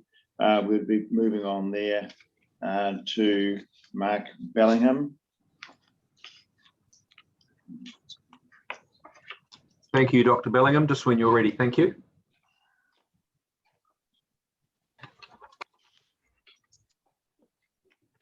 Sorry, I'm just between two computers here. Right, you've read my statement. Yes, thank you. We have. And my summary, and I'm available for any questions. Dr. Bellingham, could you just read through your summary, please, just to provide that brief outline? Have you got that there with you? Sure. Read right. I consider the coning property could be designed in a manner to avoid the key ecological features and allow for residential development. The site is large. The areas proposed for residential development provide significant scope for protection and enhancement of ecological values on the property. And I support the recommendations and opportunities described in page 11 of the Coning Family Trust rezoning document. I note that recommendation 6, further assessment of bat habitat on the site, has been undertaken and minimal bat activity was detected. The enhancement of the riparian corridor along the Ahiawa stream could enhance bat use of this feature in the future. And I understand that ecological opportunities proposed would be addressed at the subdivision consent stage when more detailed design would be presented to council, including restoration of intermittent streams, permanent streams and wetland areas through plant, pest and animal control and native infill planting, and also further protection of existing watercourses with riparian buffer planting along the edges of these intermittent streams, permanent streams and wetland areas, and native revegetation along the stream at the eastern end of the site, catchment 2. And pest management planning as well as revegetation providing additional benefit by improving lizard habitat and protection from predators. So that's, yeah, my assessment is following work from our ecologists in 2018 and also in 2020. All right, thanks, Dr. Bellingham. I'll see if there's any questions for you. Could we start with you, please, Mr. Fulton? Yeah, no, I have no questions. Thank you, Mr. Bellingham. Ms. Te Aho? Not from me. Thank you very much. Ms. Gibb? No, but I do acknowledge that the intention is to enhance the environment. So good to read. Thank you. Ms. Sedgwick? No, I have no questions, but thank you. Mr. Mark? Nothing from me, thanks. And Mr. Cooney? No, thank you. No, and I don't have any questions either. Thanks, Dr. Bellingham. That's pretty clear. Thanks. Thank you, Commissioners. And that would we would go from there through to land contamination issues. Mr. Nigel Mather. Thank you. Welcome, Mr. Mather. Good afternoon, Commissioners and everyone else. Can you hear me okay? Yes, thank you. I take it you've read my statement of evidence, and yes, we have. I'll read through my summary now. Thanks very much. Foresight was engaged by the Coning Family Trust in 2018 to undertake a preliminary site investigation, which we then revisited briefly in 2020. The purpose of our PSI was to provide a high-level assessment of implications for the proposed rezoning relative to the requirements of the National Environmental Standard for Managing Contaminants in Soil. Our scope included a review of selected publicly available background information for the site, discussion with the landowner around site history, collection of a limited number of soil samples, and preparation of our report to summarise the results of the PSI. It's worth noting that our PSI wasn't intended to fill the requirements of a detailed site investigation at this stage, which is to fully characterise all areas on the site. It was intended for the preliminary purpose of supporting the proposed rezoning. Based on our review of the site history and to support the rezoning, we did undertake some limited sampling to determine the potential impacts to soil from superphosphate application. Specifically, that's looking for cadmium in soils. So although historic broad-scale application of superphosphate had been identified, the shallow soil sampling indicated that the concentrations of cadmium for the proposed residential zone were below the soil contaminant standards in the NES. That's the standards that we applied for rural residential use. We noted that consideration needs to be given to the potential for lead and asbestos to be present in shallow soils around existing buildings on the site, and for contaminants around the rubbish pile, which was located during the PSI during future soil disturbance activities. However, we noted that this potential risk is associated with existing rural residential land use, and it's considered unlikely to present a significant or widespread risk associated with the proposed rezoning. Outside of the existing residential dwellings on the site, soils across the residential rezoning area of the site are considered suitable for reuse on site from a human health risk perspective. So overall, we assess the contaminants in shallow soils to be highly unlikely to present a risk to human health associated with the proposed residential land use. And on that basis, the change of land use would be considered a permitted activity under Regulation 8.4 of the NES. As a final note, we identified that there's a WDC-owned refuse transfer station directly adjacent to the southern boundary of the site, and that has historically been used for landfilling operations. If contaminants from the refuse transfer station or historic landfill activities have been transported to the site via a stream that flows both through the refuse transfer station and the site, we consider these contaminants are highly unlikely, or highly likely rather, to be sediment bound and limited to the stream extent. That's the summary of my evidence. I'm happy to take any questions. Thank you, Mr. Mather. Mr. Mark? Nothing from me, thank you. Ms. Sedgwick? Nor me either. Thank you very much. Ms. Gibb? No, thank you. Ms. Tiaho? No, thank you. Mr. Fulton? No, I have no questions, thank you. Mr. Cooney? No, thank you. Just one from me, Mr. Mather. Presumably, without putting words in your mouth, there's just nothing extraordinary about this site that would lead you to a conclusion that would be anything other than this is just a typical of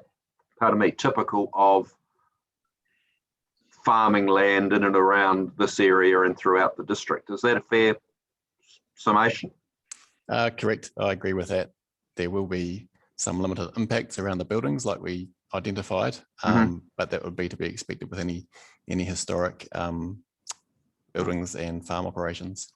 Right, that's very good. Thank you very much. Thank you, Commissioners. Thank you, Mr. Mather. And then we would move to Three Waters Infrastructure, Mr. Konstantinos.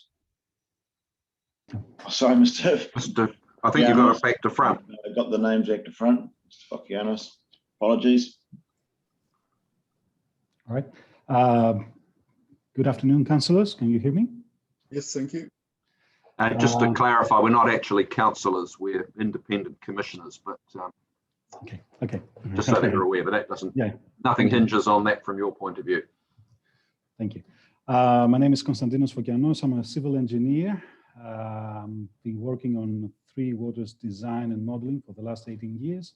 I currently hold the position of Water Resource Engineer Manager for BBO, and I have worked on the Three Waters Infrastructure Assessment Report for the Konings development. I'm going to read through my the summary of my evidence. So with regards to wastewater, there are a few options for wastewater configuration regarding the point of connection to the existing network. Some minor pumping of wastewater is expected to be required inside the development's wastewater network, and the pump station or pump stations will be designed according to the regional infrastructure technical standards, technical specification standards, and the planned wastewater treatment plant of Raglan. The planned upgrade will be sized to cater for the wastewater of the proposed development. As for water, the connection to the proposed development's water supply infrastructure can take place inside Konings family property. A dedicated water supply storage will be needed to regulate the demand peaks from the development without putting any additional stress on the existing scheme.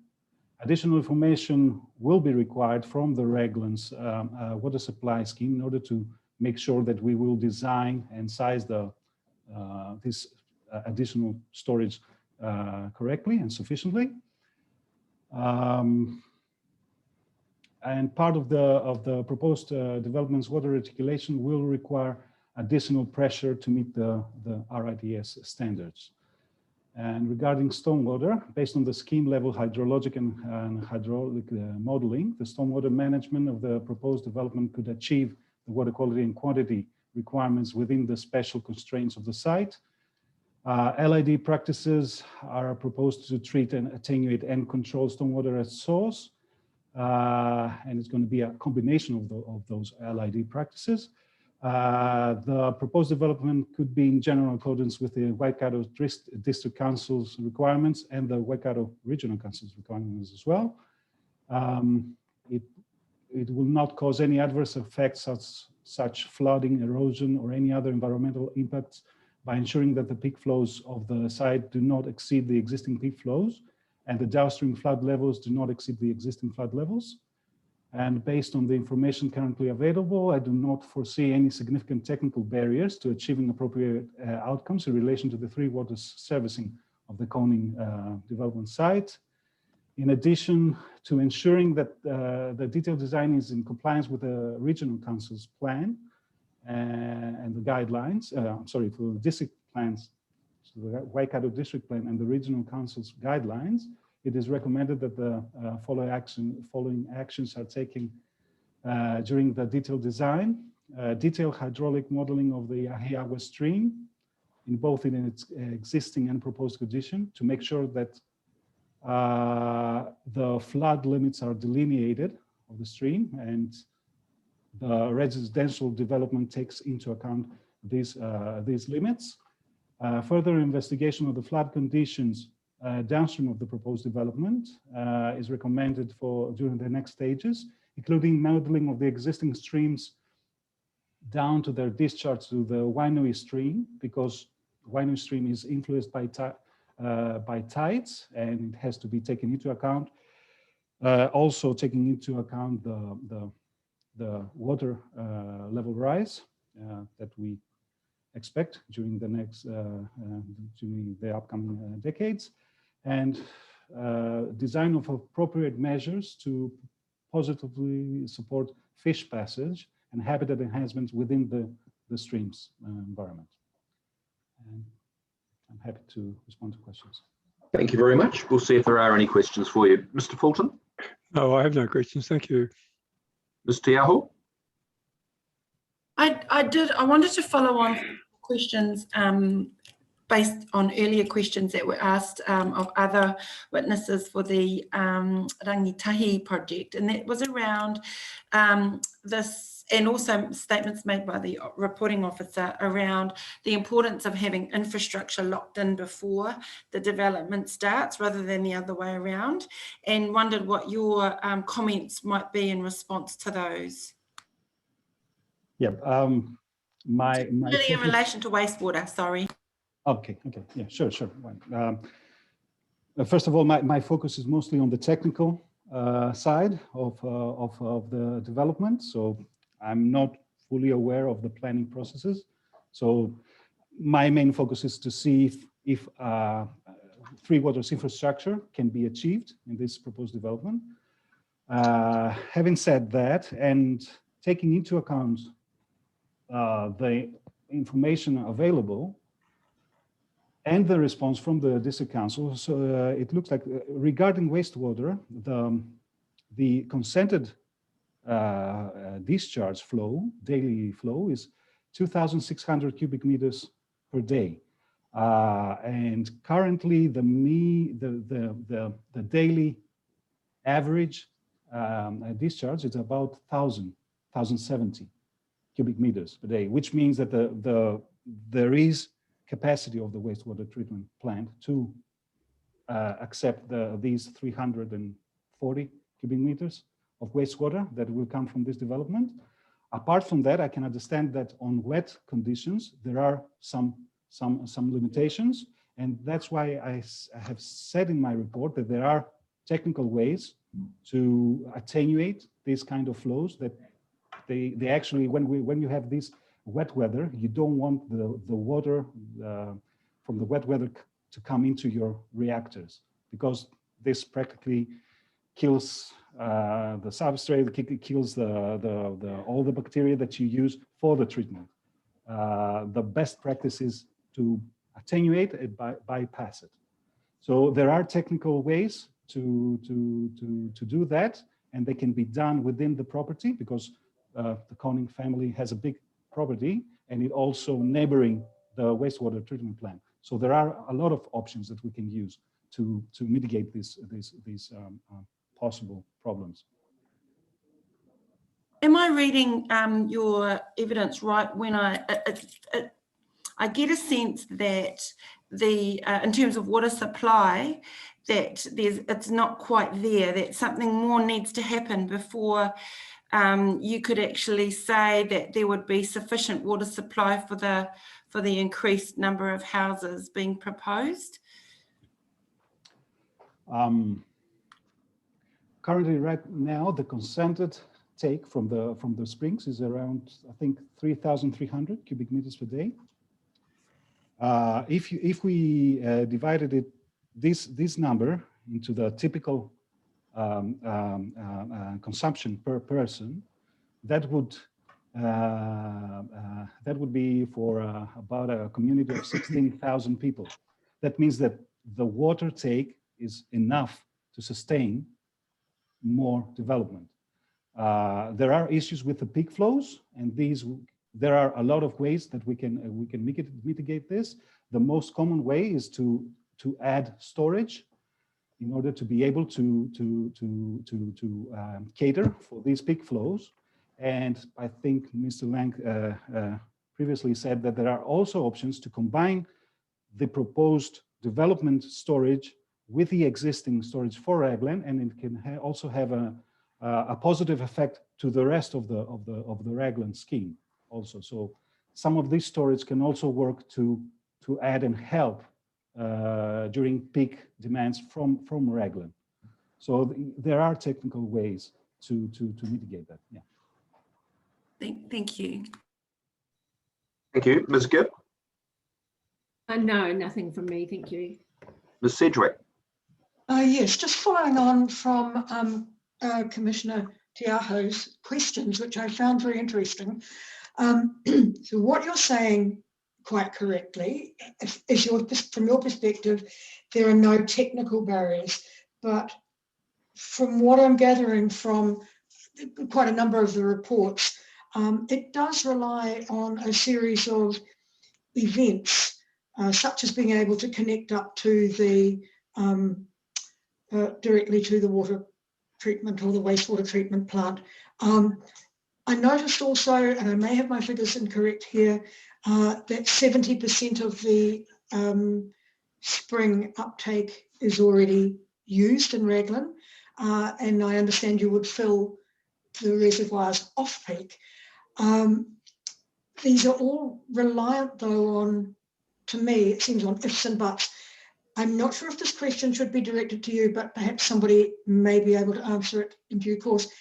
I'd like somebody to comment on these uncertainties, because they seem to me, you've got the technical abilities and capabilities, but the uncertainties of the potential for connections seem very high to me. So if you have a comment, or it's appropriate for somebody else to comment. Sure. I'm going to respond to the technical side. To the technical side. First of all, regarding wastewater, connecting to the wastewater plant by having a connection through the plant is only one option. There are other options. We could also contribute to upgrading the existing rising main. There are several options. I just concentrated on the one that is more profound to me, because we are neighboring, when I say we, I mean the Konings property is neighboring the wastewater treatment plant, and there is a lot of space and area that we can use to align a pipe in order to connect that. And also, if I remember correctly, the peer reviewer of my report also agreed that it is a viable option. Mm-hmm. This is regarding wastewater. About water, 70% of the consent is that it allows 70% of the springs water to be used for the Raglan scheme. So we're not taking extra out of that. It's within this 3,300. It's just that sometimes there are some days that the peak flow exceeds that. That's why what we say is, in order to avoid putting extra pressure on the peak flows, we are going to introduce storage that will peak water during lower demand periods and store it for the use. Regarding the technical aspect of that, that's pretty much everyday's life for me. I mean, it's not something very, very rare, or it's common problems on the three waters design and modeling. Yeah, I understand that. I figure another uncertainties for me sitting in this is, I think the water consent is 2034, and I may have got that confused with the wastewater treatment plant, but I know the consent for take is coming up for review, and also the wastewater treatment plant, which, as you rightly say, is indicated in the long-term plan. But then there's a number of potential consenting issues here. So I think I'm just, for myself, highlighting I see risks or uncertainties, and I would be grateful in some of those reliant on other organisations aspects for any information that may come forward from other members of the panel. Thank you. Thank you, Ms. Sedgwick. Mr. Mark? Nothing from me, thank you. Mr. Cooney? It's really comes down to if this land is live zoned, then you won't be able to develop it, will you, until you have the right connections? Yes, but these connections, as long as we get the consents and everything, can be very, very quickly designed and applied along with the development. I mean, the storage, the water supply storage, is one of the first things that I would start my development with. Yeah. And also the wastewater connection is the other. There are relatively easy technical constructions. Yeah. So you don't get the green light, do you, until all those things are fixed up? Yes. They become viable. Yes. Okay. Thank you. No, thank you, Mr. Fokianos. That's very clear. Thank you, and hope I didn't mangle your surname too badly when I called you by it just then. Thank you very much for your evidence. Thank you. I think we've been going for just about 2 hours. I think we might take a break for a quarter of an hour now, and then we'll come back. I think we've got 3 more witnesses to hear from this afternoon.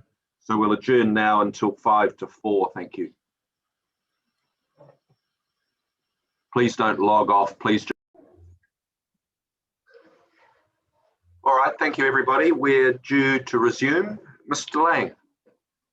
Yes, thank you, sir. We're moving through to transportation, and Ms. Beloyi in the room here with us. Thank you. So good afternoon, commissioners and everybody around the virtual table. My name is Rolani Beloyi. I provided the traffic evidence on behalf of the Koenig submission. I co-authored the ITA, which was initially done in 2018 and recently updated in 2020, 2021. So I will just read through some of my evidence, then provide additional commentary at the end, especially related to the signalization of the one-way bridge, and then just walking and cycling connections within the site. Okay, that's fine. Thank you. So on the basis of the ITA report, I consider that the overall transportation effects of the rezoning proposal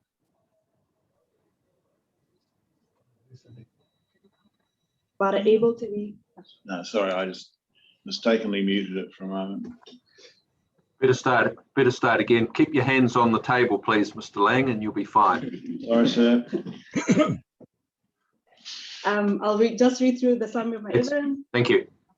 Overall transportation effects of the rezoning proposal on the adjoining and wider road networks are expected to be more than minor, but are able to be managed and mitigated to an acceptable level if the following recommendations are implemented. So the upgrading of the Wainui Road Bridge, the planned upgrading of the one-way bridge to a two-lane bridge, more specifically the timing of the planned upgrade has been raised by Council Reporting Officer Emily Buckingham as one of the matters that needed addressing in order to support live zoning the Coney Land residential. Ms. Buckingham considers that there should be a specific infrastructure provision or trigger requiring the bridge to be double lane prior to the occupation of any dwelling. I disagree with this recommendation. While I agree that capacity and safety related upgrades at the bridge will be required to accommodate the full anticipated yield of the Coney Land, which is about 300 to 400 dwellings, I consider that an alternative solution, which is the installation of traffic signals on the bridge approaches, can be implemented in the interim in order to mitigate the present capacity and safety effects observed at the bridge, should the planned upgrade works at the bridge not be concluded by 2024 as per the 2018 long-term plan.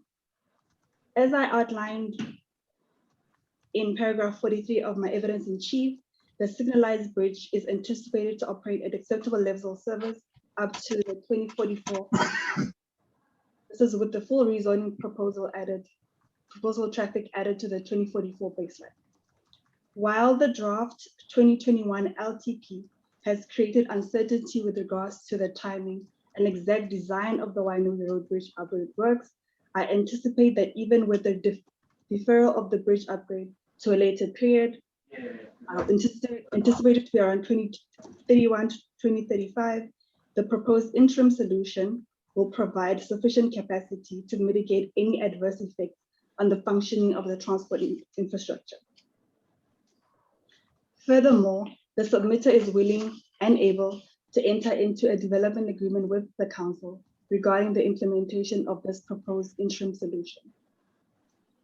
In terms of the requirement of an ITA, I agree with Ms. Buckingham that a requirement for an ITA and or transport upgrade threshold need to be included within the planning provisions in order to ensure that the proposal does not compromise the operation of transport infrastructure. As per Ms. Buckingham's recommendation, the planning provisions and draft structure plan text have subsequently been updated to include the requirement of an ITA to be prepared for any submission within the Coney Land. That or those ITAs, depending on how many subdivisions there are, should address the status of the bridge at that time, as well as the need for other upgrades to transport infrastructure. This includes the Bow Street, Murray Avenue intersection, and the State Highway 23 to Tapahu Road intersection. In terms of connectivity, a collector road with several accesses of Wainui Road and Tahutawai Road is proposed for good connectivity between the proposed residential lots and the two council managed roads. The draft structure plan demonstrates how the future collector road could potentially be extended to the neighboring site.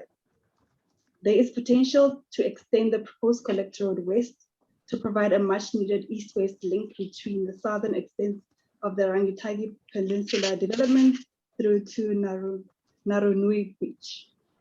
Development of the subject site could enable the provision of a new road connection to the neighboring Te Ahia residential subdivision.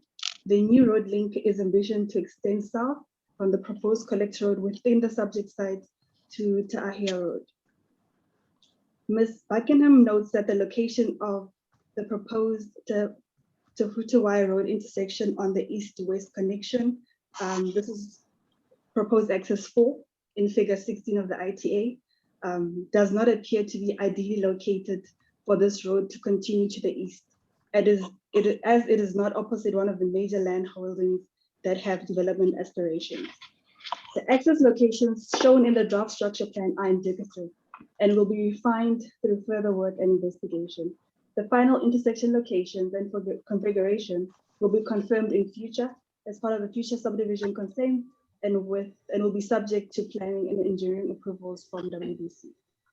Having said that, the submitter is willing and happy to work with council to ensure that the potential for connectivity with the wider area is retained. Connections through the private properties to the north, south, and east have been identified on the updated draft structure plan to ensure that the potential to integrate with the wider development is not lost. Additional text is proposed to be included in the draft structure plan to provide stronger guidance on this matter. Overall, having viewed the traffic and transportation related issues raised in the council officer's section 42A report for hearing 25, as well as the transport peer review by Baker Limited, my opinion remains that the coning rezoning can be submitted from a traffic and transportation perspective, provided that the transportation infrastructure proposed as part of the proposal and the identified mitigation measures are implemented. In my opinion, the concerns raised in the section 42 report in relation to the timing of dual laning the Wainui Road Bridge, as well as the uncertainty regarding the location of the potential future connections to the wider road network, have not demonstrated that the coning rezoning is likely to cause unacceptable traffic and transportation effects that cannot be mitigated and therefore is not appropriate for rezoning. Thank you, Ms. Beloy. We'll see if there's any questions for you. Let's start with you, please, Ms. Gibb. No questions, thank you. Ms. Sedgwick. Yes, I wondered if you could just clarify for me, please. I noticed in your evidence you talk about the distance, you say seeing as the nearest public transport facility is located approximately 1.8 k north of the site. Is that from the furthest point of the site? Because we were just told it was 1 k, which makes a bit, 800 meters makes a bit of difference when you're walking. Yeah, so that's driving distance. So that's assuming that you don't use the walking and cycling connections that are proposed within the site. So that's either walking towards Rainy Road and Thank you very much. Thank you. Mr. Marg? No, nothing from me, thanks. Mr. Fulton? No, I have no questions, thank you. Ms. Tiaho? Nothing from me. Thank you. Mr. Cooney? Nothing. No, I don't think I have any either. Thank you. Your evidence is very clear. Thank you very much. Thank you. Now we'd move to Mr. Colgrave. I haven't seen him on the screen featuring yet, but hopefully he is here with us. Yes, I'm here. Yes, he is. Right. Thank you, Mr. Colgrave. Just when you're ready. Great, thank you. Just going to read my summary statement, which didn't cover my rebuttal, and then I'll just quickly cover my rebuttal after that. Thank you. Okay. Raglan is a popular tourist destination whose resident population is also growing rapidly. The resulting housing pressures led to a detailed study in 2018, which not only confirmed that the town urgently needed more housing to meet demand, but also that housing demand is more complex than usual due to Raglan's significant short-term rental market. The study also identified that housing supply over the short term was roughly only a quarter of predicted demand, with the projected supply over the longer term equal to only about half of demand. Accordingly, it recommended the council and large greenfield landowners accelerate land development and infrastructure provision to meet demand. Given that that was written in 2018, I used detailed data to examine whether those issues still remained. The data overwhelmingly confirm they do, with the median house price increasing by 19% in only 2 years. I also used the latest data available at the time of writing to assess Raglan's likely future supply and demand for additional housing. That data was based on the previous NPS UDC, and it confirmed that feasible dwelling capacity was far less than predicted demand over all timeframes. While I agree with these findings on the supply-demand balance, I also consider that there is likely to be a significant pent-up demand for living in Raglan, which has not been satisfied previously due to the lack of available supply. In other words, historic population growth would have been even faster if the building stock could have supported or enabled it. To help meet this pent-up demand and put a lid on house growth pressure, the council and community need to actively consider credible options to help bring more land and dwellings to the market in a timely manner. The proposal to develop my client's land acknowledges and directly responds to this need by bringing forward land that can accommodate approximately 350 dwellings. Next, I consider the economic rationale for and likely benefits of the proposal. They include that it would boost land and dwelling supply to help meet growth and demand over time, which seems appropriate given that the site is surrounded by areas that have been notionally identified in Waikato 2070 as being suitable for future development. B, it would create local competition in the residential land market, which is critical for improving economic efficiency, reducing land prices, and improving housing affordability. Indeed, while other greenfield areas theoretically exist, such as Lorenzen Bay, they are yet to provide any substantial capacity due to various constraints. Accordingly, the proposal will provide a much needed boost in local land market competition and help the council to meet its requirements under the NPS. In addition, the subject site is directly adjacent to key infrastructure assets and thus will be relatively easy to service, acknowledging that work is required to expand the capacity of local infrastructure networks. D, the need to rezone land well ahead of time due to significant lead times associated with preparing for construction. Even if when the land is rezoned, it takes years to secure the necessary earthworks consents, install local infrastructure, and undertake necessary civil works. E, a more generous supply of suitably zoned land will enable the market to be more responsive to demand over time. In doing so, it will help to alleviate price pressure over time and help dwellings to be gradually more affordable than they would have been otherwise. By providing more affordable dwellings, future owners and occupants of the subject land will spend less on weekly rental mortgage payments than they would have otherwise, which will boost disposable incomes. With a significant proportion of that extra money likely to be spent locally, lower future dwelling prices relative to the status quo will also create additional economic stimulus for the wider benefit of the local area through increased household spending over time. Finally, the eventual development of the land and subsequent construction of new dwellings will create significant economic stimulus and provide jobs for dozens of local and district workers. In fact, I estimated that construction of the 350 or so dwellings enabled by the proposal would boost regional GDP by 60 million, including flow-on effects, provide full-time employment for 730 people years, and create 30 million of household incomes. If construction was assumed to take 10 years, these translate to annual impacts of 6 million in GDP, full-time employment for 73 people, and household incomes of 3 million. Given these significant economic benefits and noting the absence of any obvious adverse economic effects, I strongly support the proposal on economic grounds. I'm just going to quickly summarise my rebuttal evidence now. Recently we were supplied with a framework report supplementary evidence document by Dr. Davey, which provides the latest data on projected supply and demand for additional dwellings in Raglan. Contrary to all previous work, this report now suggests that there is a glut of supply relative to demand. I undertook a forensic examination of this to understand what had changed. My review found that the supplementary evidence report included very low projections of demand for Raglan, significantly lower than previously, and far below Raglan's share of population growth over the last 10 years. Not only did the projections defy the apparent basis on which they were struck, but the process of allocating growth based on recent population changes masks the effects of opportunity. The easiest way to account for the impacts of missed opportunity is to examine prices. Over the last 15 months, Raglan house prices have increased 38%, which is quite extraordinary, and it strongly suggests that there is a strong pent-up demand. In other words, recent population growth does not reflect the extent of demand. So the basis on which the Raglan demand projections were created is flawed. The degree of pent-up demand is illustrated in the uptake of sections at Rangatahi, where 88 lots were sold in less than 12 months.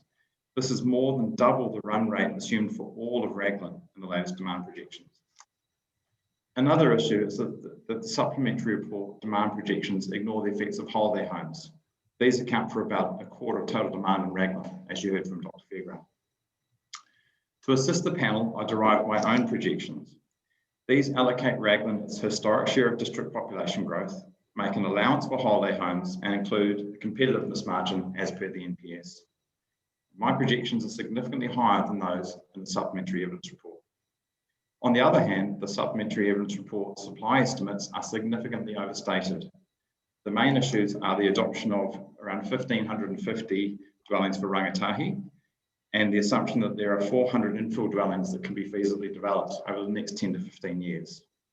The latter is practically impossible and strongly suggests that the underlying modelling is also flawed.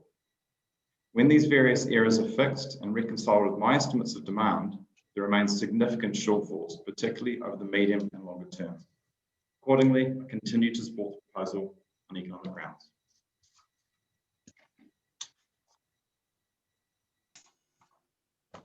Happy to take any questions. Thank you very much, Mr. Colgrave. Mr. Marg, any questions? That was very good, Mr. Colgrave. I have no questions, though. Mr. Sedgwick? Ms. Sedgwick, I'm sorry. I was getting ahead of myself. Ms. Sedgwick? I was a bit worried there for a minute. Thought I might have to cut my hair again. No, I have no questions. That was very interesting. Thank you. Thank you. Ms. Gibb?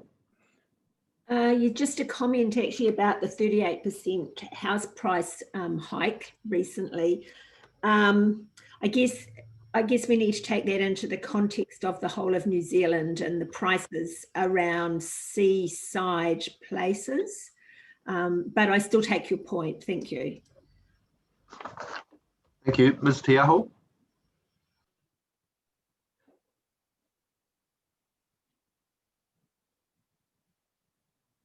Is she gone?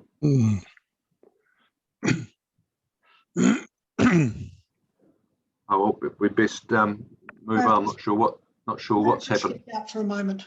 Yeah, well, I'll keep track of that. Mr. Cooney. No, thank you. I suppose just a question from me, Mr. Colgrave, is, and you might have heard the questions earlier this morning to Dr. Fairgray. I mean, all of the projections that economists or others make are, best guesses at best. I think that's freely acknowledged. And if there's 100 different projections, you hope that they'll all fall somewhere between the best and the worst. If in fact your projections are wrong and Dr. Fairgray's or Dr. Davies were correct, what implications would that have for the conclusions that you've drawn? It wouldn't change my conclusions because my general approach to these things is that all other things being equal, a more generous supply of available land is a good thing. As long as you can manage any effects arising, which are usually infrastructure related, a more competitive market with more players providing land is the best outcome. So even if it turned out that we didn't need quite as much as I thought, or we needed a bit more than Dr. Fairgray thought, the very best outcome for the community is to have options. At the moment, we've only got one dominant player in the market, and an increase in competition would be a great thing.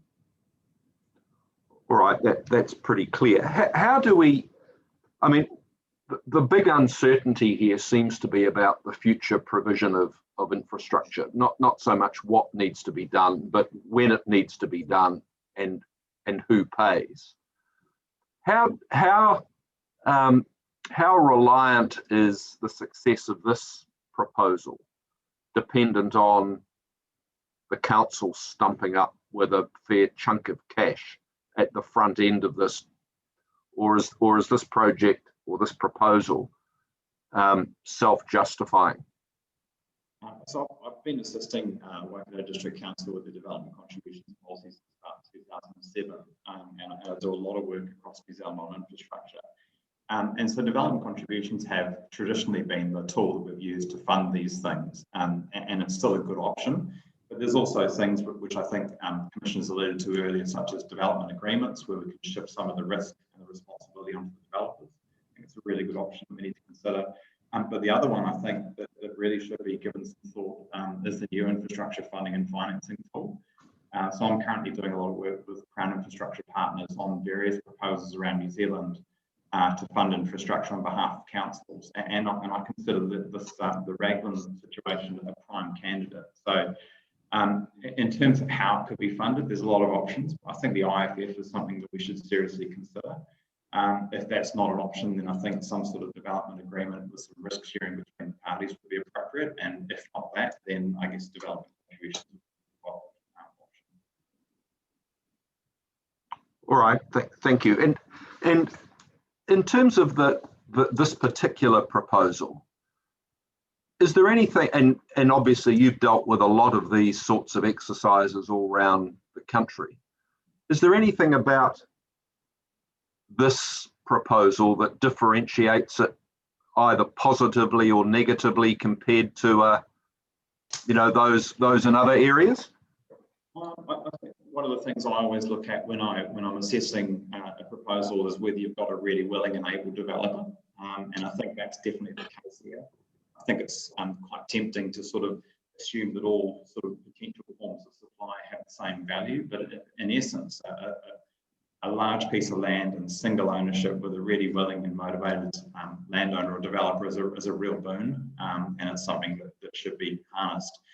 There's a lot of other theoretical sources of supply, like cutting sections in half and developing more things, and while that looks good in the model, it doesn't often happen to a great extent. So something like this, large piece of land, single landowner, is a much more credible source of supply in my view. All right, thank you very much, Mr. Colgrave. That's clear. Is Ms. Tiaho back? No, she's not. So I think we'll press on. Are you going to be around, Mr. Colgrave, for the rest of the presentation? There's only one witness still to go, but if you wouldn't mind, if it's not an inconvenience, hanging fire for a little bit. If Ms. Tiaho gets back online, she may have some questions, and I'd like to give her the opportunity. Thank you very much.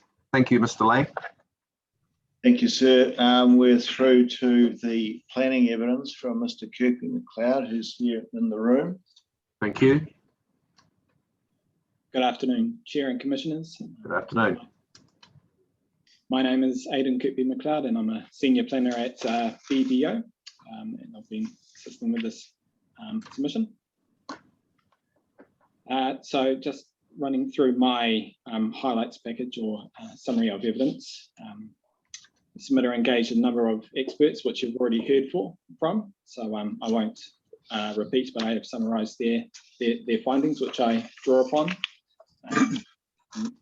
Coming to my opinion, Council's, going on from that, Council's reporting officer expresses her agreement that the land is suitable for residential zoning, however is concerned with the extent to which the proposed rezoning would give effect to Objective 6 of the NPSUD and Objectives 5.12C and D and Policy 6.3 of the Waikato Regional Policy Statement.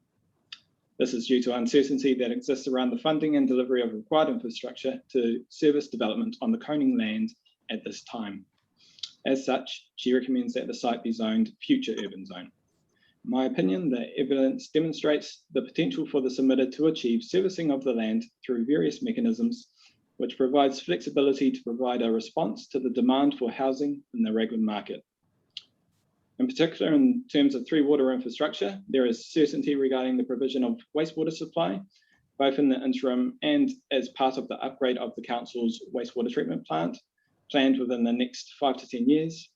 And the submitter is willing to work with Council to confirm the optimal way to connect into this network.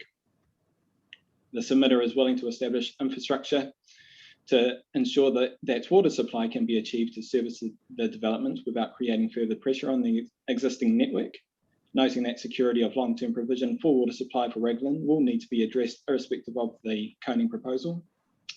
and the ability exists to manage stormwater through the incorporation of management devices as part of the wider development of the site. In terms of roading, in order to confirm the exact impact of any development of the coning land will have on the surrounding road network and what the status of timing for upgrading of the Wainui Road Bridge is at the time of that development, it is considered appropriate that an updated integrated transport assessment be prepared at the time of applying for subdivision for that development. That assessment should address the status of the Wainui Road Bridge upgrade at the time, as well as the need for any other upgrades to transport infrastructure, including the Bell Street Nori Avenue intersection and State Highway 3 Te Pahu Road intersection. I note that the Waikato District Council's solid waste team have written to the hearing panel with concerns they have around potential reverse sensitivity effects. And in that regard, interface control has been proposed along the common boundary with the extreme zero waste site, requiring visual screening through landscaping and setback of residential development from that common boundary.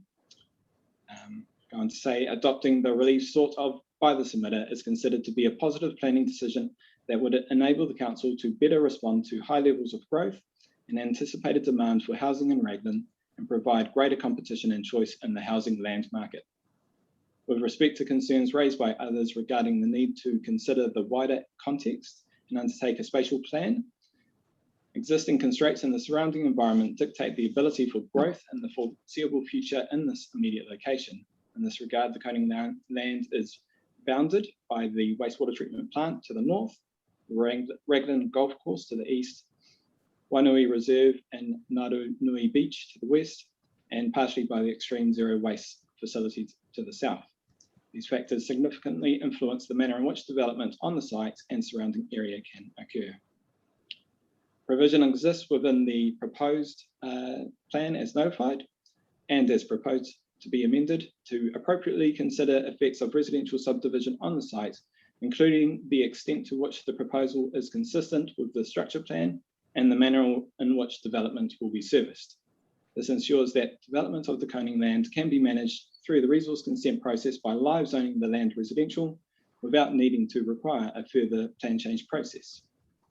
By live zoning the land, the council has the opportunity to provide greater flexibility and capacity to address evident housing supply issues in Raglan, while also enabling a more competitive housing market and promoting greater choice and affordability.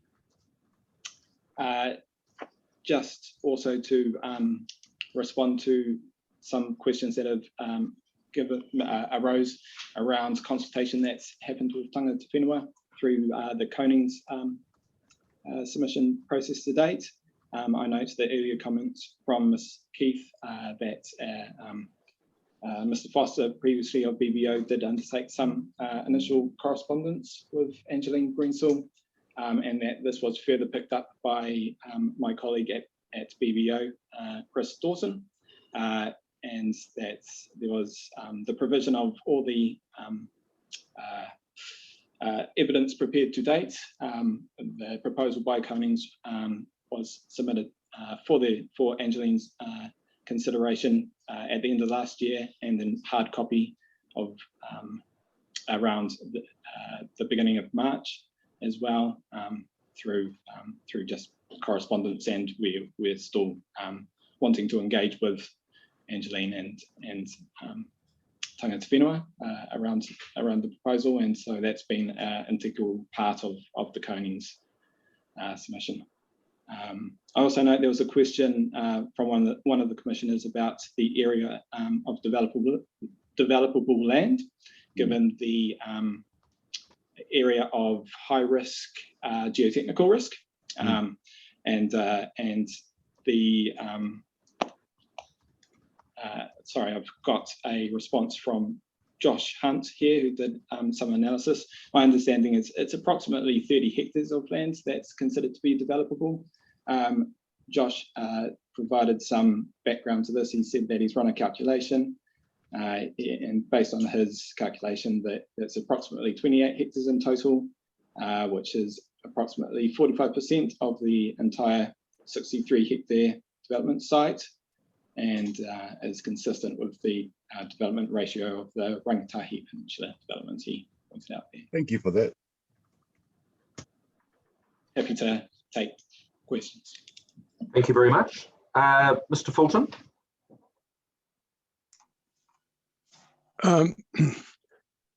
I'm just assuming that should this land be developed, that the Connings would own all the rest of the land, obviously, and just keep farming it. Is that what would be intended, or was it any other intentions there? My understanding, and Mr. Koning is here and he can confirm this if he wishes, is that there will be parts of the property that will be retired that will be planted and maintained by the Koning family. Some parts will still be farmed, but the steeper parts associated more closely with the development areas will be planted and maintained as vegetated, stabilised land, but in Koning ownership still, unless the council wants to take up some reserve land, in which case it would be available. Is that a fair summary? Thank you. Thank you. Don't think Ms. Tiaho is back. No, she's not. Ms. Gibb? Yes, thank you. Just following on from Commissioner Fulton, if some land was left in farming, it would be approximately 20 hectares, is that right? Maybe a bit more. Is that still viable, Mr. Koning? I mean, is it dairy farming? I'm not sure what your farming is. Just for beef, yeah. Just for young stock. Oh, beef and young stock, just grazing, really. Okay, thank you. Thank you. Thank you. Ms. Sedgwick? No, sir, I don't have any questions. Thank you. Mr. Marg? No, nothing from me, thanks. Mr. Kearney? No, thanks. No, look, I don't think I have any either. Thanks, Mr. Kirkby McLeod. It's pretty clear. We've received a lot of information, and it's not really about asking questions to clarify what you and your colleagues have said. It's more a matter of us sitting down and carefully analysing what we've heard. So I don't think we have any further questions of any of you. Mr. Lang, is there anything that you want to address us on before we adjourn? There's one point that's come up partly through questions and partly through something that Mr. Colgrave said in answer to questions, is the willingness and commitment of the developer. There's been a decision made initially that Mr. Koning wouldn't get up and make a whole lot of well-meaning but self-serving statements about the quality of the product that's going to emerge. That's easy enough to be said, but there's no way of holding people to it. The reality is there's a very committed landowner and potential developer here that you can see from the commitment that's been made to the submission itself that there's a willingness to put resource into a proposal like this, and clear instruction from the Konings is that they are ready to go as soon as that is feasible, and they're willing to negotiate with the council about getting infrastructure to the point where the development can go ahead. So wanting to work in with the community as represented by the council. Okay. All right. Thank you very much, Mr. Lang and your team. I think that's all we need to do today. Thank you to all the participants. It's been very helpful. We will, as is our normal approach, ask Ms. Buckingham to provide a closing recommendation.